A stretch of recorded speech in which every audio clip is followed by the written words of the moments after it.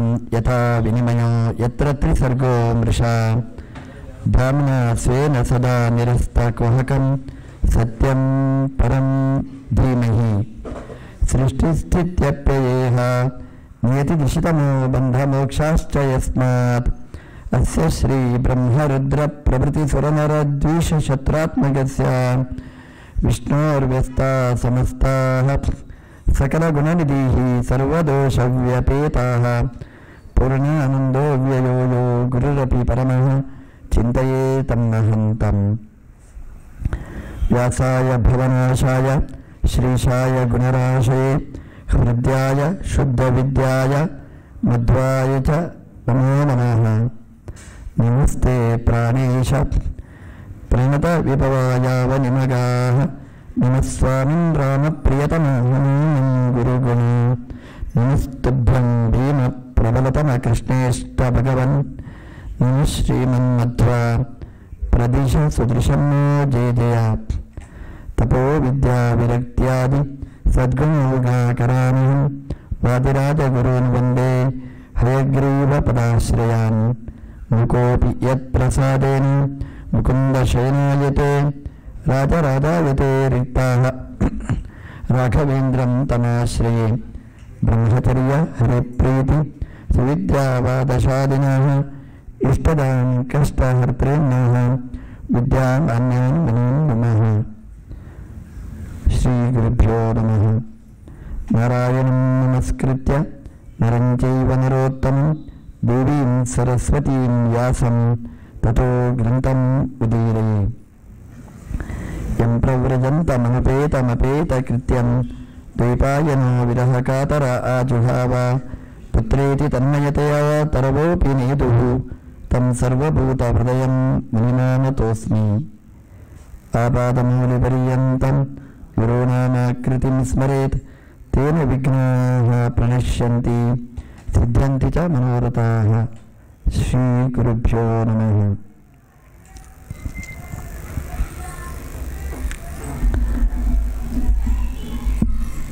ಭಗವಂತ ಪಕ್ಕದಲ್ಲಿದ್ದಾಗ ಭಗವಂತನ ಮಹಿಮೆ ಗೊತ್ತಾಗಲಿಲ್ಲ. ಭಗವಂತ ಅದೃಶ್ಯನಾದಾಗ ಭಗವಂತನ ಮಹಿಮೆ ಗೊತ್ತಾಯಿತು. ಸಾಮಾನ್ಯವಾಗಿ ಹಾಗೆ ಒಬ್ಬರು ಮಹಾತ್ಮರು ನಮ್ಮ ಜೊತೆಗಿದ್ದರೆ ಅವರ ಮಹತ್ವ ಗೊತ್ತಾಗೋದಿಲ್ಲ. ಅವರು ಅದೃಶ್ಯರಾದಾಗ ಒಂದೊಂದನ್ನೂ ನೆನಪಿಸಿಕೊಳ್ತೇವೆ, ಕಣ್ಣೀರು ಹಾಕ್ತೇವೆ, ಎಲ್ಲ ಶೂನ್ಯ ಅಂತ ತಿಳ್ಕೊಳ್ತೇವೆ. ಅವರು ಇರುವಾಗ ಅವರು ಏನು ಮಾಡಿದ್ರೂ ಕೂಡ ಅದನ್ನು ಒಪ್ಪಲಿಕ್ಕೆ ನಮ್ಮ ಮನಸ್ಸು ತಯಾರಿರುವುದಿಲ್ಲ, ಅವರಿಂದಾಗಿ ಆದದ್ದು. ಆದರೆ ಅವರು ಹೋದ ಮೇಲೆ ನೆನಪಿಸಿಕೊಳ್ತೇವೆ, ಅದಾದ್ದು ಅವರಿಂದ ಇವರಿಂದ ಅಂತ. ಹಾಗೆ ಅರ್ಜುನ ಧರ್ಮರಾಜನ ಮುಂದೆ ತೋಡಿಕೊಳ್ತಾನೆ, ತನ್ನ ಅನುಭವವನ್ನು ಹಂಚಿಕೊಳ್ತಾನೆ. ಯಸ್ಯ ಕ್ಷಣವಿಯೋಗೇನ ಲೋಕಃ ವಿಪ್ರಿಯ ದರ್ಶನ. ಭಗವಂತನ ಇಂದಾಗಿ ಇಡೀ ಜಗತ್ತಿಗೆ ಒಳ್ಳೆಯದಾಗುವುದು, ಕೆಡುಕಾಗುವುದು. ದೇವರು ಇಲ್ಲ ಅಂತಾದರೆ, ಕ್ಷಣ ವಿಯೋಗೇನ ಒಂದು ಕ್ಷಣ ಭಗವಂತ ಇಲ್ಲ ಅಂತಾದರೆ ವಿಪ್ರಿಯ ದರ್ಶನ, ಲೋಕಕ್ಕೆ ಪ್ರಿಯ ದರ್ಶನ ಇಲ್ಲವೇ ಇಲ್ಲ. ಒಳ್ಳೆಯ ದರ್ಶನ ಆಗುವುದು ಭಗವಂತನಿಂದಾಗಿ. ಹೇಗೆ ಉಕ್ತೇನ ರಹಿತಃ, ಉತ್ತಾಪಕನಾದ ಭಗವಂತ ಇಲ್ಲ, ಮುಖ್ಯಪ್ರಾಣದೇವರು ಇಲ್ಲದೆ ಹೋದರೆ ಮೃತಕಃ, ಈ ಜೀವ ಮೃತನಾದ ಹಾಗೆ, ಮೃತನೇ. ಹಾಗೆ ಭಗವಂತ ಇಲ್ಲದೆ ಹೋದರೆ ಇಡೀ ಜೀವನ ವ್ಯರ್ಥ. ಭಗವಂತನೇ, ಸಾಕ್ಷಾತ್ ಕೃಷ್ಣನೇ ನಮ್ಮ ಜೊತೆಗೆ ಇದ್ದ, ಇವತ್ತು ಅದೃಷ್ಟನಾಗಿದ್ದಾನೆ. ಏನಾಯಿತು ಜೀವನ? ಅದನ್ನು ಅರ್ಜುನ ಧರ್ಮರಾಜನ ಮುಂದೆ ಹೇಳ್ತಾನೆ. ತದ್ವೈ ಧನು ತೈಷವಃ ಸರತಃ ಹಯಾಸ್ತೆ ಸೋಹಂ ರಥಿ ನೃಪತಯ ಯತ ಆಮನಂತಿ ಸರ್ವಂ ಅಭೂತ್ ಅಸತ್ ಈಶರಿಕ್ತಂ ಭಸ್ಮಂ ಹುತಂ ಕುಹಕರಾದ್ದಂ ಇವೋಕ್ತಂ ಊಷೇಂತ್. ಅರ್ಜುನ ಹೇಳ್ತಾನೆ, ಎಲ್ಲ ವ್ಯರ್ಥ, ಸರ್ವಂ ಅಭೂತ್ ಅಸತ್ ಅಂತ, ಎಲ್ಲವೂ ನಿಷ್ಪ್ರಯೋಜನ ಅಂತ ಹೇಳ್ತಾನೆ. ದೇವರು ಇಲ್ಲ ಅಂತಾದರೆ, ಕೃಷ್ಣ ಇಲ್ಲ ಅಂತಾಗಿದ್ದಾನೆ, ಎಲ್ಲವೂ ಶೂನ್ಯ ಅಂತ. ನನ್ನಲ್ಲಿ ಬೇಕಾದಷ್ಟು ಶಕ್ತಿ ಇತ್ತು, ಬೇಕಾದ್ದು ನಾನೆಲ್ಲ ಮಾಡಿದ್ದೆ. 18 ದಿವಸದ ಯುದ್ಧ ಮಾಡಿದ್ದೆ. ದ್ರೌಪದಿಯನ್ನು ಸ್ವಯಂವರದಲ್ಲಿ ಎಲ್ಲ ರಾಜಾದಿರಾಜರುಗಳಿರುವಾಗ ಗೆದ್ದಿದ್ದೆ. ಒಂದು ರೀತಿ ನೋಡಿದರೆ ಕುರುಕ್ಷೇತ್ರ ಯುದ್ಧ ಮಾಡುವಾಗ ಅದರಲ್ಲಿ ಕೆಲವರು ಇರಲಿಲ್ಲ. ದ್ರೌಪದಿ ಸ್ವಯಂವರದಲ್ಲಿ ಎಲ್ಲ ಭಾಗವಹಿಸಿದ್ರು, ಜರಾಸಂಧ ಮುಂತಾದವರೆಲ್ಲ ಇದ್ದರು. ಅವರಿಗೆ ಗೆಲ್ಲಿಕ್ಕಾಗದಿದ್ದ ಪಣವನ್ನು ನಾನು ಗೆದ್ದಿದ್ದೇನೆ ಅಂತ ಹೇಳ್ತಾನೆ ಅರ್ಜುನ. ಹೇಳ್ತಾನೆ, ಕುರುಕ್ಷೇತ್ರ ಯುದ್ಧದಲ್ಲಿ ಯುದ್ಧ ಮಾಡಿದೆ, ಎಲ್ಲರನ್ನೂ ಗೆದ್ದೆ. ಆಗ ನಾನೇ ನಾನೇ ನಾನೇ ಅಂತ ಒಳಗೆ ಭ್ರಮೆ ಇತ್ತು. ಈಗ ಗೊತ್ತಾಯ್ತು, ದೇವರು ಬಿಟ್ಟು ಹೋದ, ಹೆಣ್ಮಕ್ಕಳನ್ನು ರಕ್ಷಣೆ ಮಾಡಲಿಕ್ಕೆ ನನಗಾಗಲಿಲ್ಲ. ಏನು ಇದ್ದು ಉಪಯೋಗ ಈ ಅರ್ಜುನ? ನಪುಂಸಕ ಅಂತ ಹೇಳಿಬಿಡ್ತಾನೆ. ಯಾಕಾಗಲಿಲ್ಲ ಮೊದಲು, ಯಾಕಾಯಿತು ಈಗ ಯಾಕಾಗುವುದಿಲ್ಲ? ಅನ್ವಯ ವ್ಯತಿರೇಕ ಅಂತ ಶಾಸ್ತ್ರಕಾರರು ಹೇಳ್ತಾರೆ. ಎರಡನ್ನೂ ತಕ್ಕಡಿಯಲ್ಲಿಟ್ಟು ತೂಗುತ್ತಾನೆ. ಅವತ್ತು ಆಯಿತು, ಇವತ್ತು ಆಗಲಿಲ್ಲ. ಅವತ್ತು ಇದ್ದದ್ದು ಈಗ ಏನಿಲ್ಲ ಅಂತ ಲೆಕ್ಕಾಚಾರ ಮಾಡಿದರೆ ಎಲ್ಲ ಅವತ್ತಿದ್ದದ್ದು ಎಲ್ಲ ಉಂಟು. ತದ್ವೈ ಧನು, ಯುದ್ಧ ಮಾಡಬೇಕಾದ್ರೆ ಕ್ಷತ್ರಿಯನಿಗೆ ಧನುಸ್ಸು ಅಂತ ಬೇಕು, ಬಿಲ್ಲು ಬೇಕು. ಅವತ್ತು ಇತ್ತು ಬಿಲ್ಲು, ಇವತ್ತು ಅದೇ ಬಿಲ್ಲಿದೆ. ತದ್ವೈ ಧನು, ಅದೇ ಬಿಲ್ಲಿದೆ. ತೈಸವ, ಅವತ್ತೇನು ಬಾಣ ಇತ್ತು ನನ್ನ ಹತ್ರ, ಆ ಬಾಣಗಳು ಇವತ್ತೂ ಇದೆ. ತೈಸವ ಸರತಃ, ಅವತ್ತೇನು ಯುದ್ಧ ಮಾಡಿದಾಗ ರಥ ಇತ್ತು, ಇವತ್ತೂ ರಥ ಇದೆ, ಏನು ಕೊರತೆ ಏನು ಇರಲಿಲ್ಲ. ಹಯಾಸ್ತೆ, ಅವತ್ತೇನು ಕುದುರೆ ಇತ್ತು, ಇವತ್ತು ಅದೇ ಕುದುರೆಗಳು ಇವತ್ತೂ ಇದೆ. ಸೋಹಂ ರತಿ, ಅರ್ಜುನ ಇಲ್ವಾ? ಸೋಹಂ ರತಿ, ಅವತ್ತೂ ಇದ್ದ ಅರ್ಜುನ ಇವತ್ತೂ ರಥಿಕನಾಗಿ ಇವತ್ತೂ ಇದ್ದೇನೆ. ಅವತ್ತು ಎಲ್ಲರೂ ಗೌರವ ಕೊಟ್ಟರು, ಇವತ್ತು ಏನೂ ಇಲ್ಲ ಅಂತ ಅರ್ಜುನ ಹೇಳ್ತಾನೆ. ಯಾಕೆಂತಂದರೆ ಯಸ್ಯ ಕ್ಷಣವಿಯೋಗೇನ, ಒಂದೇ ಅವತ್ತಿದ್ದದ್ದು ಎಲ್ಲ ಇದೆ, ಇವತ್ತು ಯಾವುದೂ ಇಲ್ಲ ಅಂದರೆ ಒಂದು ಇಲ್ಲ. ಅದು ಯಾವುದು ಅಂತಂದರೆ ಅವತ್ತು ಕೃಷ್ಣ ಇದ್ದ, ಇವತ್ತು ಕೃಷ್ಣ ಇಲ್ಲ. ಅವತ್ತು ಜಯ ಆಯಿತು, ಇವತ್ತು ಪರಾಜಯ, ಪೂರ್ಣ ಪರಾಜಯ. ಹಾಗಾದರೆ ಜಯ ಪರಾಜಯಗಳಿಗೆ ಯಾವುದು ಕಾರಣ ಅಂತ ತಕ್ಕಡಿಯಲ್ಲಿ, ಮನಸ್ಸಿನ ತಕ್ಕಡಿಯಲ್ಲಿ ಇಟ್ಟು ತೂಗಿದರೆ ಒಂದೇ ಕಾರಣ. ನಾನು ತಿಳ್ಕೊಂಡಿದ್ದೆ ಇಂತಹ ಗಾಂಡೀವ ಧನುಸ್ಸು, ಇಂತಹ ಅಕ್ಷಯವಾದ ಬತ್ತಳಿಕೆ, ಇಂತಹ ಬಾಣಗಳು, ಈ ಕುದುರೆ, ಈ ರಥ ಎಲ್ಲ ಇದ್ದದ್ದು ಅರ್ಜುನ, ಇದ್ದದ್ದಕ್ಕೆ ಜಯ ಅಂತ. ಆದರೆ ಅದಕ್ಕೆಲ್ಲ 0 ಮಾರ್ಕ್. ಯಾವಾಗ ಕೃಷ್ಣ ಇಲ್ಲದಿದ್ದರೆ. ಕೃಷ್ಣ ಇದ್ದರೆ ಅದರ ಮುಂದೆ 1 ಮಾರ್ಕ್, 100 ಮಾರ್ಕ್. ಅಂದರೆ ದೇವರಿದ್ದರೆ 100ಕ್ಕೆ 100 ಮಾರ್ಕ್, ದೇವರಿಲ್ಲದ್ರೆ 1 ತೆಗಿಬೇಕು, 00. ಹಾಗಾಗಿ ಏನು ಇದ್ದು ಉಪಯೋಗ ಅರ್ಜುನ ಅಂತ ಹೇಳ್ತಾನೆ. ಸರ್ವಂ ಅಭೂತ್ ಅಸತ್ ಈಶರಿಕ್ತಂ, ಆ ಸ್ವಾಮಿಯಾದ ಕೃಷ್ಣ ಒಂದಿಲ್ಲ, ಆದ್ದರಿಂದ ಎಲ್ಲ ಅಸದಭೂತ್, ಎಲ್ಲ ನಿಷ್ಪ್ರಯೋಜನ ಆಯಿತು ಅಂತ. ಯಾವುದೇ ವಸ್ತು ಪ್ರಯೋಜನಕಾರಿಯಾಗುವುದು ದೇವರಿದ್ದಾಗ ಮಾತ್ರ ಅಂತ. ಈ ಶ್ಲೋಕವನ್ನು ನಮ್ಮ ಆಚಾರ್ಯರು ನಮಗೆ ಮಾರ್ಗದರ್ಶನ ಮಾಡಿದ್ದಾರೆ. ಅರ್ಜುನ ಹೇಳ್ತಾನೆ, ತದ್ವೈ ಧನು, ಅದೇ ಬಿಲ್ಲು, ಒಪ್ಪಿಕೊಳ್ಳೋಣ, ತೊಂದರೆ ಇಲ್ಲ. ತೈಸವಃ, ಇದೇ ಹಾಗೆ, ಅದೇ ಬಾಣ ಅಂತ. ಅವತ್ತು ಇದ್ದ ಬಾಣ ಇವತ್ತು ಇರುವುದೇ ಹಾಗೆ. ಯಾಕೆ ಬಾಣ ಅಂತಂದರೆ ತೈಸವಃ, ಇಶು ಅಂದರೆ ಅಸ್ಯಂತೆ ನಿರಸ್ಯಂತೇತಿ ಇಶವಃ. ಬಾಣ ಪ್ರಯೋಗ ಮಾಡಿದರೆ ಅದು ಹೋಯಿತು, ವಾಪಸ್ ಬರುವುದಿಲ್ಲ. ರಾಮದೇವರ ಬಾಣ ಆದರೆ ವಾಪಸ್ ಬರುತ್ತೆ, ಬತ್ತಳಿಕೆಯಿಂದ ಹೋಗ್ತದೆ, ಹೋದು ವಾಪಸ್ ಬಂದು ಬತ್ತಳಿಕೆಯಲ್ಲೇ ಕೂಡ್ತದೆ. ಇದು ಅರ್ಜುನನ ಬಾಣ, ಹೋದರೆ ಹೋಯಿತೆ, ವಾಪಸ್ ಬರುವುದಿಲ್ಲ, ಹೋಯಿತು ಅಂತ ಹೇಳ್ದ. ಮತ್ತದು ಹಾಗೆ ತೈಸವ, ಅದೇ ಬಾಣ ಇದು ಹಾಗೆ. ಸರತಃ ಅಂತ ಹೇಳ್ತಾನೆ, ಅದೇ ರಥ ಇದು ಅಂತ. ಅವತ್ತೇನು ರಥದಲ್ಲಿ ಕೂತೆ ಅಗ್ನಿ ಕೊಟ್ಟ ರಥ, ಅದೇ ರಥದಲ್ಲಿದ್ದೇನೆ ಅಂತ. ಅದೇ ರಥ ಹೇಗೆ? ಯುದ್ಧದ ಕೊನೆಯ ಘಟ್ಟ, ಎಷ್ಟು ಖುಷಿ ಇರ್ಬೋದಲ್ಲ. ಎಲ್ಲರನ್ನು ಸೋಲಿಸಿ ರಥೋತ್ಸವ ಮುಗಿಯಿತು, ರಥದಿಂದ ಇಳಿಬೇಕು. ಅಲ್ಲೊಂದು ಮಿನಿ ಕುರುಕ್ಷೇತ್ರ ನಡೆಯಿತು ಅಂತ ಹೇಳ್ತಾರೆ. ರಥದಿಂದ ಮೊದಲು ಇಳಿಯುವುದು ಯಾರು ಅಂತ ಕೃಷ್ಣ ಹೇಳ್ದ, ಅರ್ಜುನ ನೀನು ಮೊದಲು ಇಳಿ ಅಂತ. ಮೊದಲು ಇಳಿ ಅಂತ ಹೇಳಿದಾಗ ಅರ್ಜುನನಿಗೆ ಏನೋ ಒಂಥರ ಈಗೋ ಪ್ರಶ್ನೆ ಬಂತು, ನೀನೇ ಮೊದಲು ಇಳಿ ಅಂತ ಹೇಳಿದ. ಕೃಷ್ಣ ಹೇಳ್ದ, ನಾನು ಹೇಳಿದ್ದು ಕೇಳಬೇಕು, ನೀನು ಇಳಿಬೇಕು ಅಂತ. ಅರ್ಜುನ ಹೇಳಿದ್ರೆ ಸಾಧ್ಯ ಇಲ್ಲ ಅಂತ. ನೀನು ಡ್ರೈವರ್, ನೀನು ಇಳಿ, ನೋಡಿ ಎಂತ ತಿರುಗಿಬಿಡ್ತಾನೆ ನೋಡಿ, ನೀನು ಹಿಡಿದು ಬಾಯಿ ತೆಗೆ, ನಾನು ಇಳಿಸು ಅಂತ. ಕೃಷ್ಣ ಹೇಳಿದ, ಅರ್ಜುನ ಸಾಧ್ಯನೇ ಇಲ್ಲಂತ ಬಲಾತ್ಕಾರವಾಗಿ ಅರ್ಜುನನನ್ನು ದಬ್ಬಿ ಕೆಳಗೆ ಇಳಿಸ್ತಾನೆ. ಬಾಗಿಲು ತೆಗೆದಲ್ಲ, ಅಲ್ಲಿಂದಲೇ ಕೆಳಗೆ ಇಳಿಸ್ತಾನೆ. ಅರ್ಜುನ ಹಿಡಿದ, ದೇವರು ಇಳಿದರು. ಇಷ್ಟೇ, ಏನು ಮತ್ತೇನಿಲ್ಲ. ಯಾರು ಮೊದಲು ಇಳಿಬೇಕು ಅಂತ ನೋಡಿ, ನಮ್ಮಲ್ಲೆಲ್ಲ ಆಗುವುದೇ ಹಾಗೆ. ಮೊದಲು ಯಾರಿಗೆ ಅಂತ ಭಾರಿ ಭಾರಿ ಭಾರಿ ಜಗಳ, ಕೋರ್ಟ್ ತರಗ ಹೋಗ್ತಾರೆ. ಮೊದಲನೇದ್ದು ಅಂತ. ಇಳಿಯುವುದು ಮೊದಲು ಯಾರು ಅಂತ ಅದು ಪ್ರಶ್ನೆ ಬಂತು. ಇಳಿದ್ರು, ಕೃಷ್ಣ ಹಿಡಿದ. ನೋಡಿದ ಅರ್ಜುನ, ರಥ ಉರಿತಾ ಇದೆ, ದಗ ದಗ ದಗ ದಗ ಉರಿತಾ ಇದೆ. ರಥ ಸುಟ್ಟು ಹೋಯಿತು. ಅರ್ಜುನ ಹೇಳಿದ ಕೃಷ್ಣನ ಹತ್ರ, ಏನಿದು ಕೃಷ್ಣ ಅಂತ.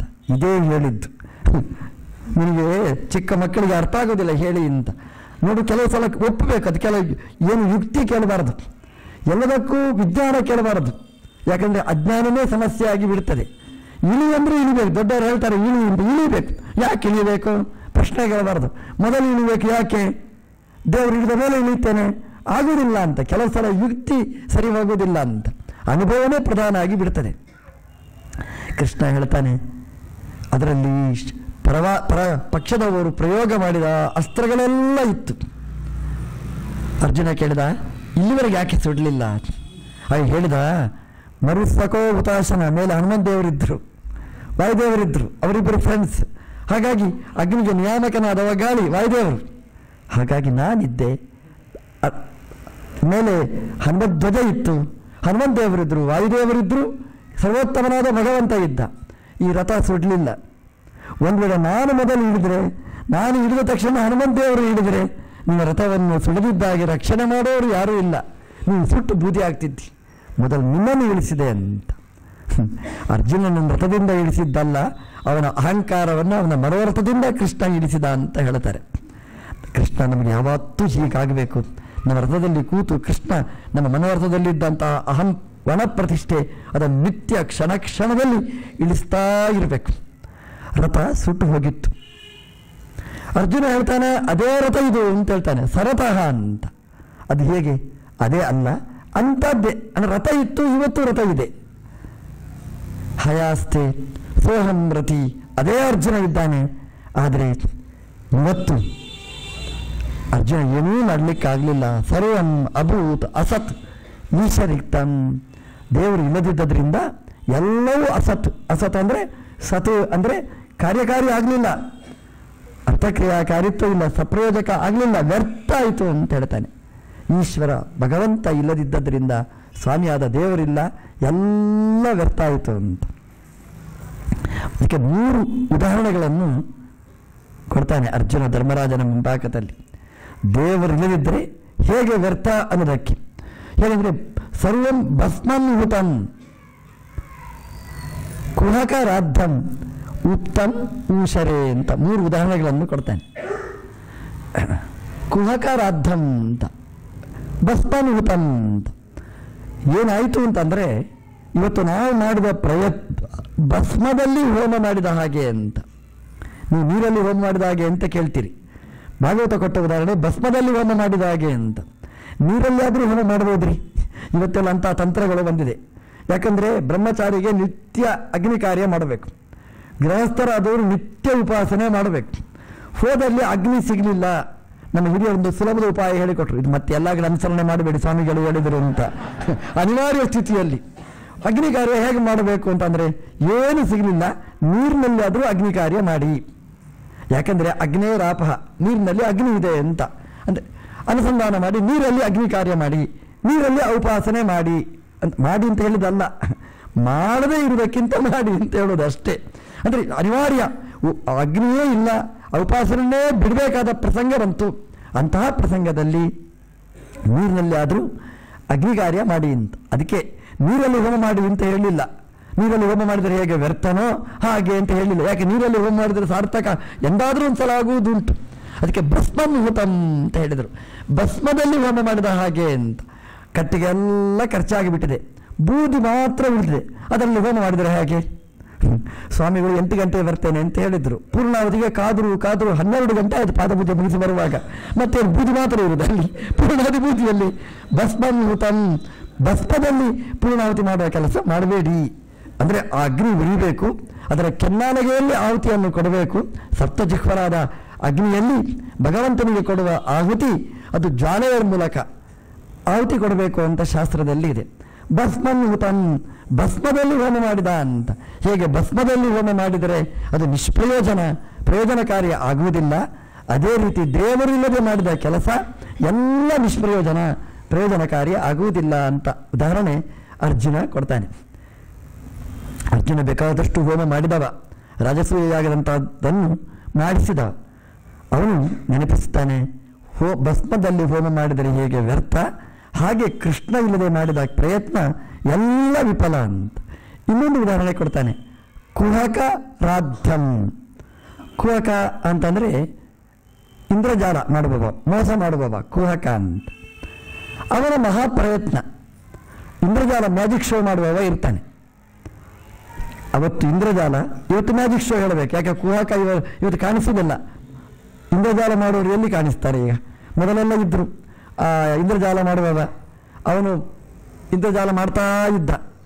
ಒಬ್ಬ ಡೊಳ್ಳು ಬಾರಿಸಬೇಕು, ಇವನು ಹೇಳ್ತಾ ಇದ್ದಾನೆ, ನೋಡಿ ಆಕಾಶದಲ್ಲಿ ಒಂದು ಮನೆ ಕಟ್ಟಿದ್ದೇನೆ, ಆ ಮನೆಯೊಳಗೆ ಎಷ್ಟು ಜನ ಇದ್ದಾರೆ ನೋಡಿ, ವ್ಯವಹಾರ ಮಾಡ್ತಾ ಇದ್ದಾರೆ ಅಂತ. ಇವು ಡೊಳ್ಳು ಬಾರಿಸ್ತಾ ಇದ್ದಾನೆ. ಆ ಡೋಲು ಬಾರಿಸ್ತಾನೆ ಅಂದರೆ ನೀನು ಹೇಳಿದ್ದು ಕರೆಕ್ಟ್ ಕರೆಕ್ಟ್ ಕರೆಕ್ಟ್ ಕಾಣಿಸ್ತಾ ಇದೆ ಸೀನ್ ಅಂತ ಅರ್ಥ. ಅವ್ನು ನಿಲ್ಲಿಸಿಬಿಟ್ಟು, ಯಾಕೆ ಹಿಂಗೆ ಮಾಡೋನಿಗೆ ಕಾಣಿಸೋದಿಲ್ಲ, ಆ ಡೊಳ್ಳು ನಿಲ್ಲಿಸಿಬಿಟ್ರೆ ಅಲ್ಲಿ ಇನ್ನು ಆಗದಿಲ್ಲ, ಸುಳ್ಳು ಹೇಳ್ತಾ ಇದ್ದಿ ಅಂತ ಅರ್ಥ ಅಂತ. ಅಂದರೆ ಆಡಿಯನ್ಸಿಗೆ ಕೇಳಲಿಕ್ಕಾಗತ್ತಾ ಹೌದಾ ಹೌದಾ ಅಂತ. ಕುಹಕ ಅಂದರೆ ಸುಳ್ಳು, ಅಲ್ಲಿ ಏನಿಲ್ಲವೇ ಇಲ್ಲ. ಅಲ್ಲಿ ಆಕಾಶದಲ್ಲಿ ಮನೆಯೂ ಇಲ್ಲ, ಅಲ್ಲಿ ದೇವತೆಗಳು ಕೂತಿರುವುದಿಲ್ಲ ಇವನ್ ನಿರ್ಮಾಣ ಮಾಡಿದ ಮನೆಯಲ್ಲಿ. ಹಾಗಾಗಿ ಎಲ್ಲ ಸುಳ್ಳೆ. ಹೇಗೆ ಇಂದ್ರಜಾಲ ಅಂದರೆ ಅಥವಾ ಮ್ಯಾಜಿಕ್ ಶೋ ಮಾಡುವವ, ಏನ್ರಿ ಮ್ಯಾಜಿಕ್ ಶೋ ಮಾಡುವ ತೋರಿಸ್ತಾನೆ, ನೋಟು ತೆಗಿತಾನೆ 1000 ರೂಪಾಯಿದೆ ನೋಟು ಚಕ ಚಕ ಚಕ ಬರ್ತಲೇ ಇದೆ. ಒಂದು ನೋಟು ತೆಗೆದು ಎಲ್ಲ ಖರ್ಚು ಮಾಡಿ ಒಂದೇ ನೋಟು ಪುನಃ ತೆಗಿತಾನೆ. ಒಬ್ಬ ಕುಹಕ ಅಂದರೆ ಮ್ಯಾಜಿಕ್ ಶೋ ಮಾಡುವವ 1000 ರೂಪಾಯಿಯ ನೋಟನ್ನು ಸೃಷ್ಟಿ ಮಾಡ್ತಲೇ ಇರ್ತಾನೆ. ಕುಹಕ ಅದು ಹೇಗೆ ವ್ಯರ್ಥ, ಹಾಗೇನೆ ಅಂತ. ವ್ಯರ್ಥ ಯಾಕೆ ಅಂತಂದರೆ ಅದು ಸಾರ್ಥಕ ಅದು ಆಗಿದ್ದರೆ ಅದು ಮುಗಿದ ಮೇಲೆ ದುಡ್ಡು ಕೊಡಿ ಅಂತ ಕೇಳ್ತಾನೆ ಅವನು. ಅವನೇ ದುಡ್ಡು ಸೃಷ್ಟಿ ಮಾಡುವವ ಅಂತ ಆದರೆ ದುಡ್ಡು ಇನ್ನೊಬ್ಬರ ಹತ್ರ ಯಾಕೆ ಕೇಳಬೇಕು? ಒಂದು ಶೋಗೆ ಇಷ್ಟು ಅಂತ ಯಾಕೆ ಹೇಳಬೇಕು, ಫಿಕ್ಸ್ ಮಾಡಬೇಕು? ಕುಹಕ ರಾಧ್ಯಂ ಅದು ನಿಷ್ಪ್ರಯೋಜನ. ಅವನಿಗೇನು ಪ್ರಯೋಜನ? ನೋಡುವವರಿಗೆ ಮಾತ್ರ ಗಮ್ಮತ್ತಾಯಿತು, 1 ಗಂಟೆ ಅಷ್ಟೇ, ಎಂಟರ್ಟೈನ್ಮೆಂಟ್ ಆಯಿತು ಅಷ್ಟೇ ಹೊರತು ಅದರಿಂದ ಲಾಭ ಏನಿಲ್ಲ ಅವನಿಗೆ, ವ್ಯರ್ಥ. ಹೇಗೆ ಇಂದ್ರಜಾಲ ಮಾಡುವವನ ಆ ಪ್ರದರ್ಶನ ಅದು ಹೇಗೆ ವ್ಯರ್ಥ, ಏನು ಪ್ರಯೋಜನಕಾರಿ ಆಗುವುದಿಲ್ಲ, ಅದೇ ರೀತಿ ದೇವರಿಲ್ಲದೆ ಮಾಡಿದ ಕೆಲಸ ಎಲ್ಲ ವ್ಯರ್ಥ, ಏನೂ ಪ್ರಯೋಜನಕಾರಿ ಆಗಲಿಲ್ಲ ಅಂತ. ಉತ್ತಮ್ ಊಷೆ ಅಂತ, ಊಷ ಅಂದರೆ ಮರುಭೂಮಿ, ಮರುಭೂಮಿಯಲ್ಲಿ ಬೀಜ ಹಾಕ್ತಾನೆ, ಬಿತ್ತಿದರೆ ಏನೂ ಪ್ರಯೋಜನ ಏನಿಲ್ಲ. ಮೈಸೂರಿನಲ್ಲಿ ಒಳ್ಳೆಯ ಮಣ್ಣಿನಲ್ಲಿ ಬಿತ್ತಿದರೆ ಒಳ್ಳೊಳ್ಳೆ ವೃಕ್ಷಗಳು ಬೆಳೀತವೆ. ಮರುಭೂಮಿಯಲ್ಲಿ, ಜಯಪುರದಂಥ ಮರುಭೂಮಿಯಲ್ಲಿ ಹೋಗಿ ಬಿತ್ತಿದರೆ ಏನಾಗುತ್ತೆ? ವ್ಯರ್ಥ. ಅಂದರೆ ಮರುಭೂಮಿಯಲ್ಲಿ ಮಾಡಿದ ಕೃಷಿ ಹೇಗೆ ನಿಷ್ಪ್ರಯೋಜನ, ಅದೇ ರೀತಿಯಾಗಿ ದೇವರಿಲ್ಲದೆ ಮಾಡಿರತಕ್ಕಂತಹ ಕೃಷಿ ಸಾಧನೆ ಅದು ವ್ಯರ್ಥ, ನನ್ನ ಪ್ರಯತ್ನ ಎಲ್ಲ ನಿಷ್ಫಲ ಆಯಿತು ಅಂತ ಅರ್ಜುನ ಹೇಳ್ತಾನೆ.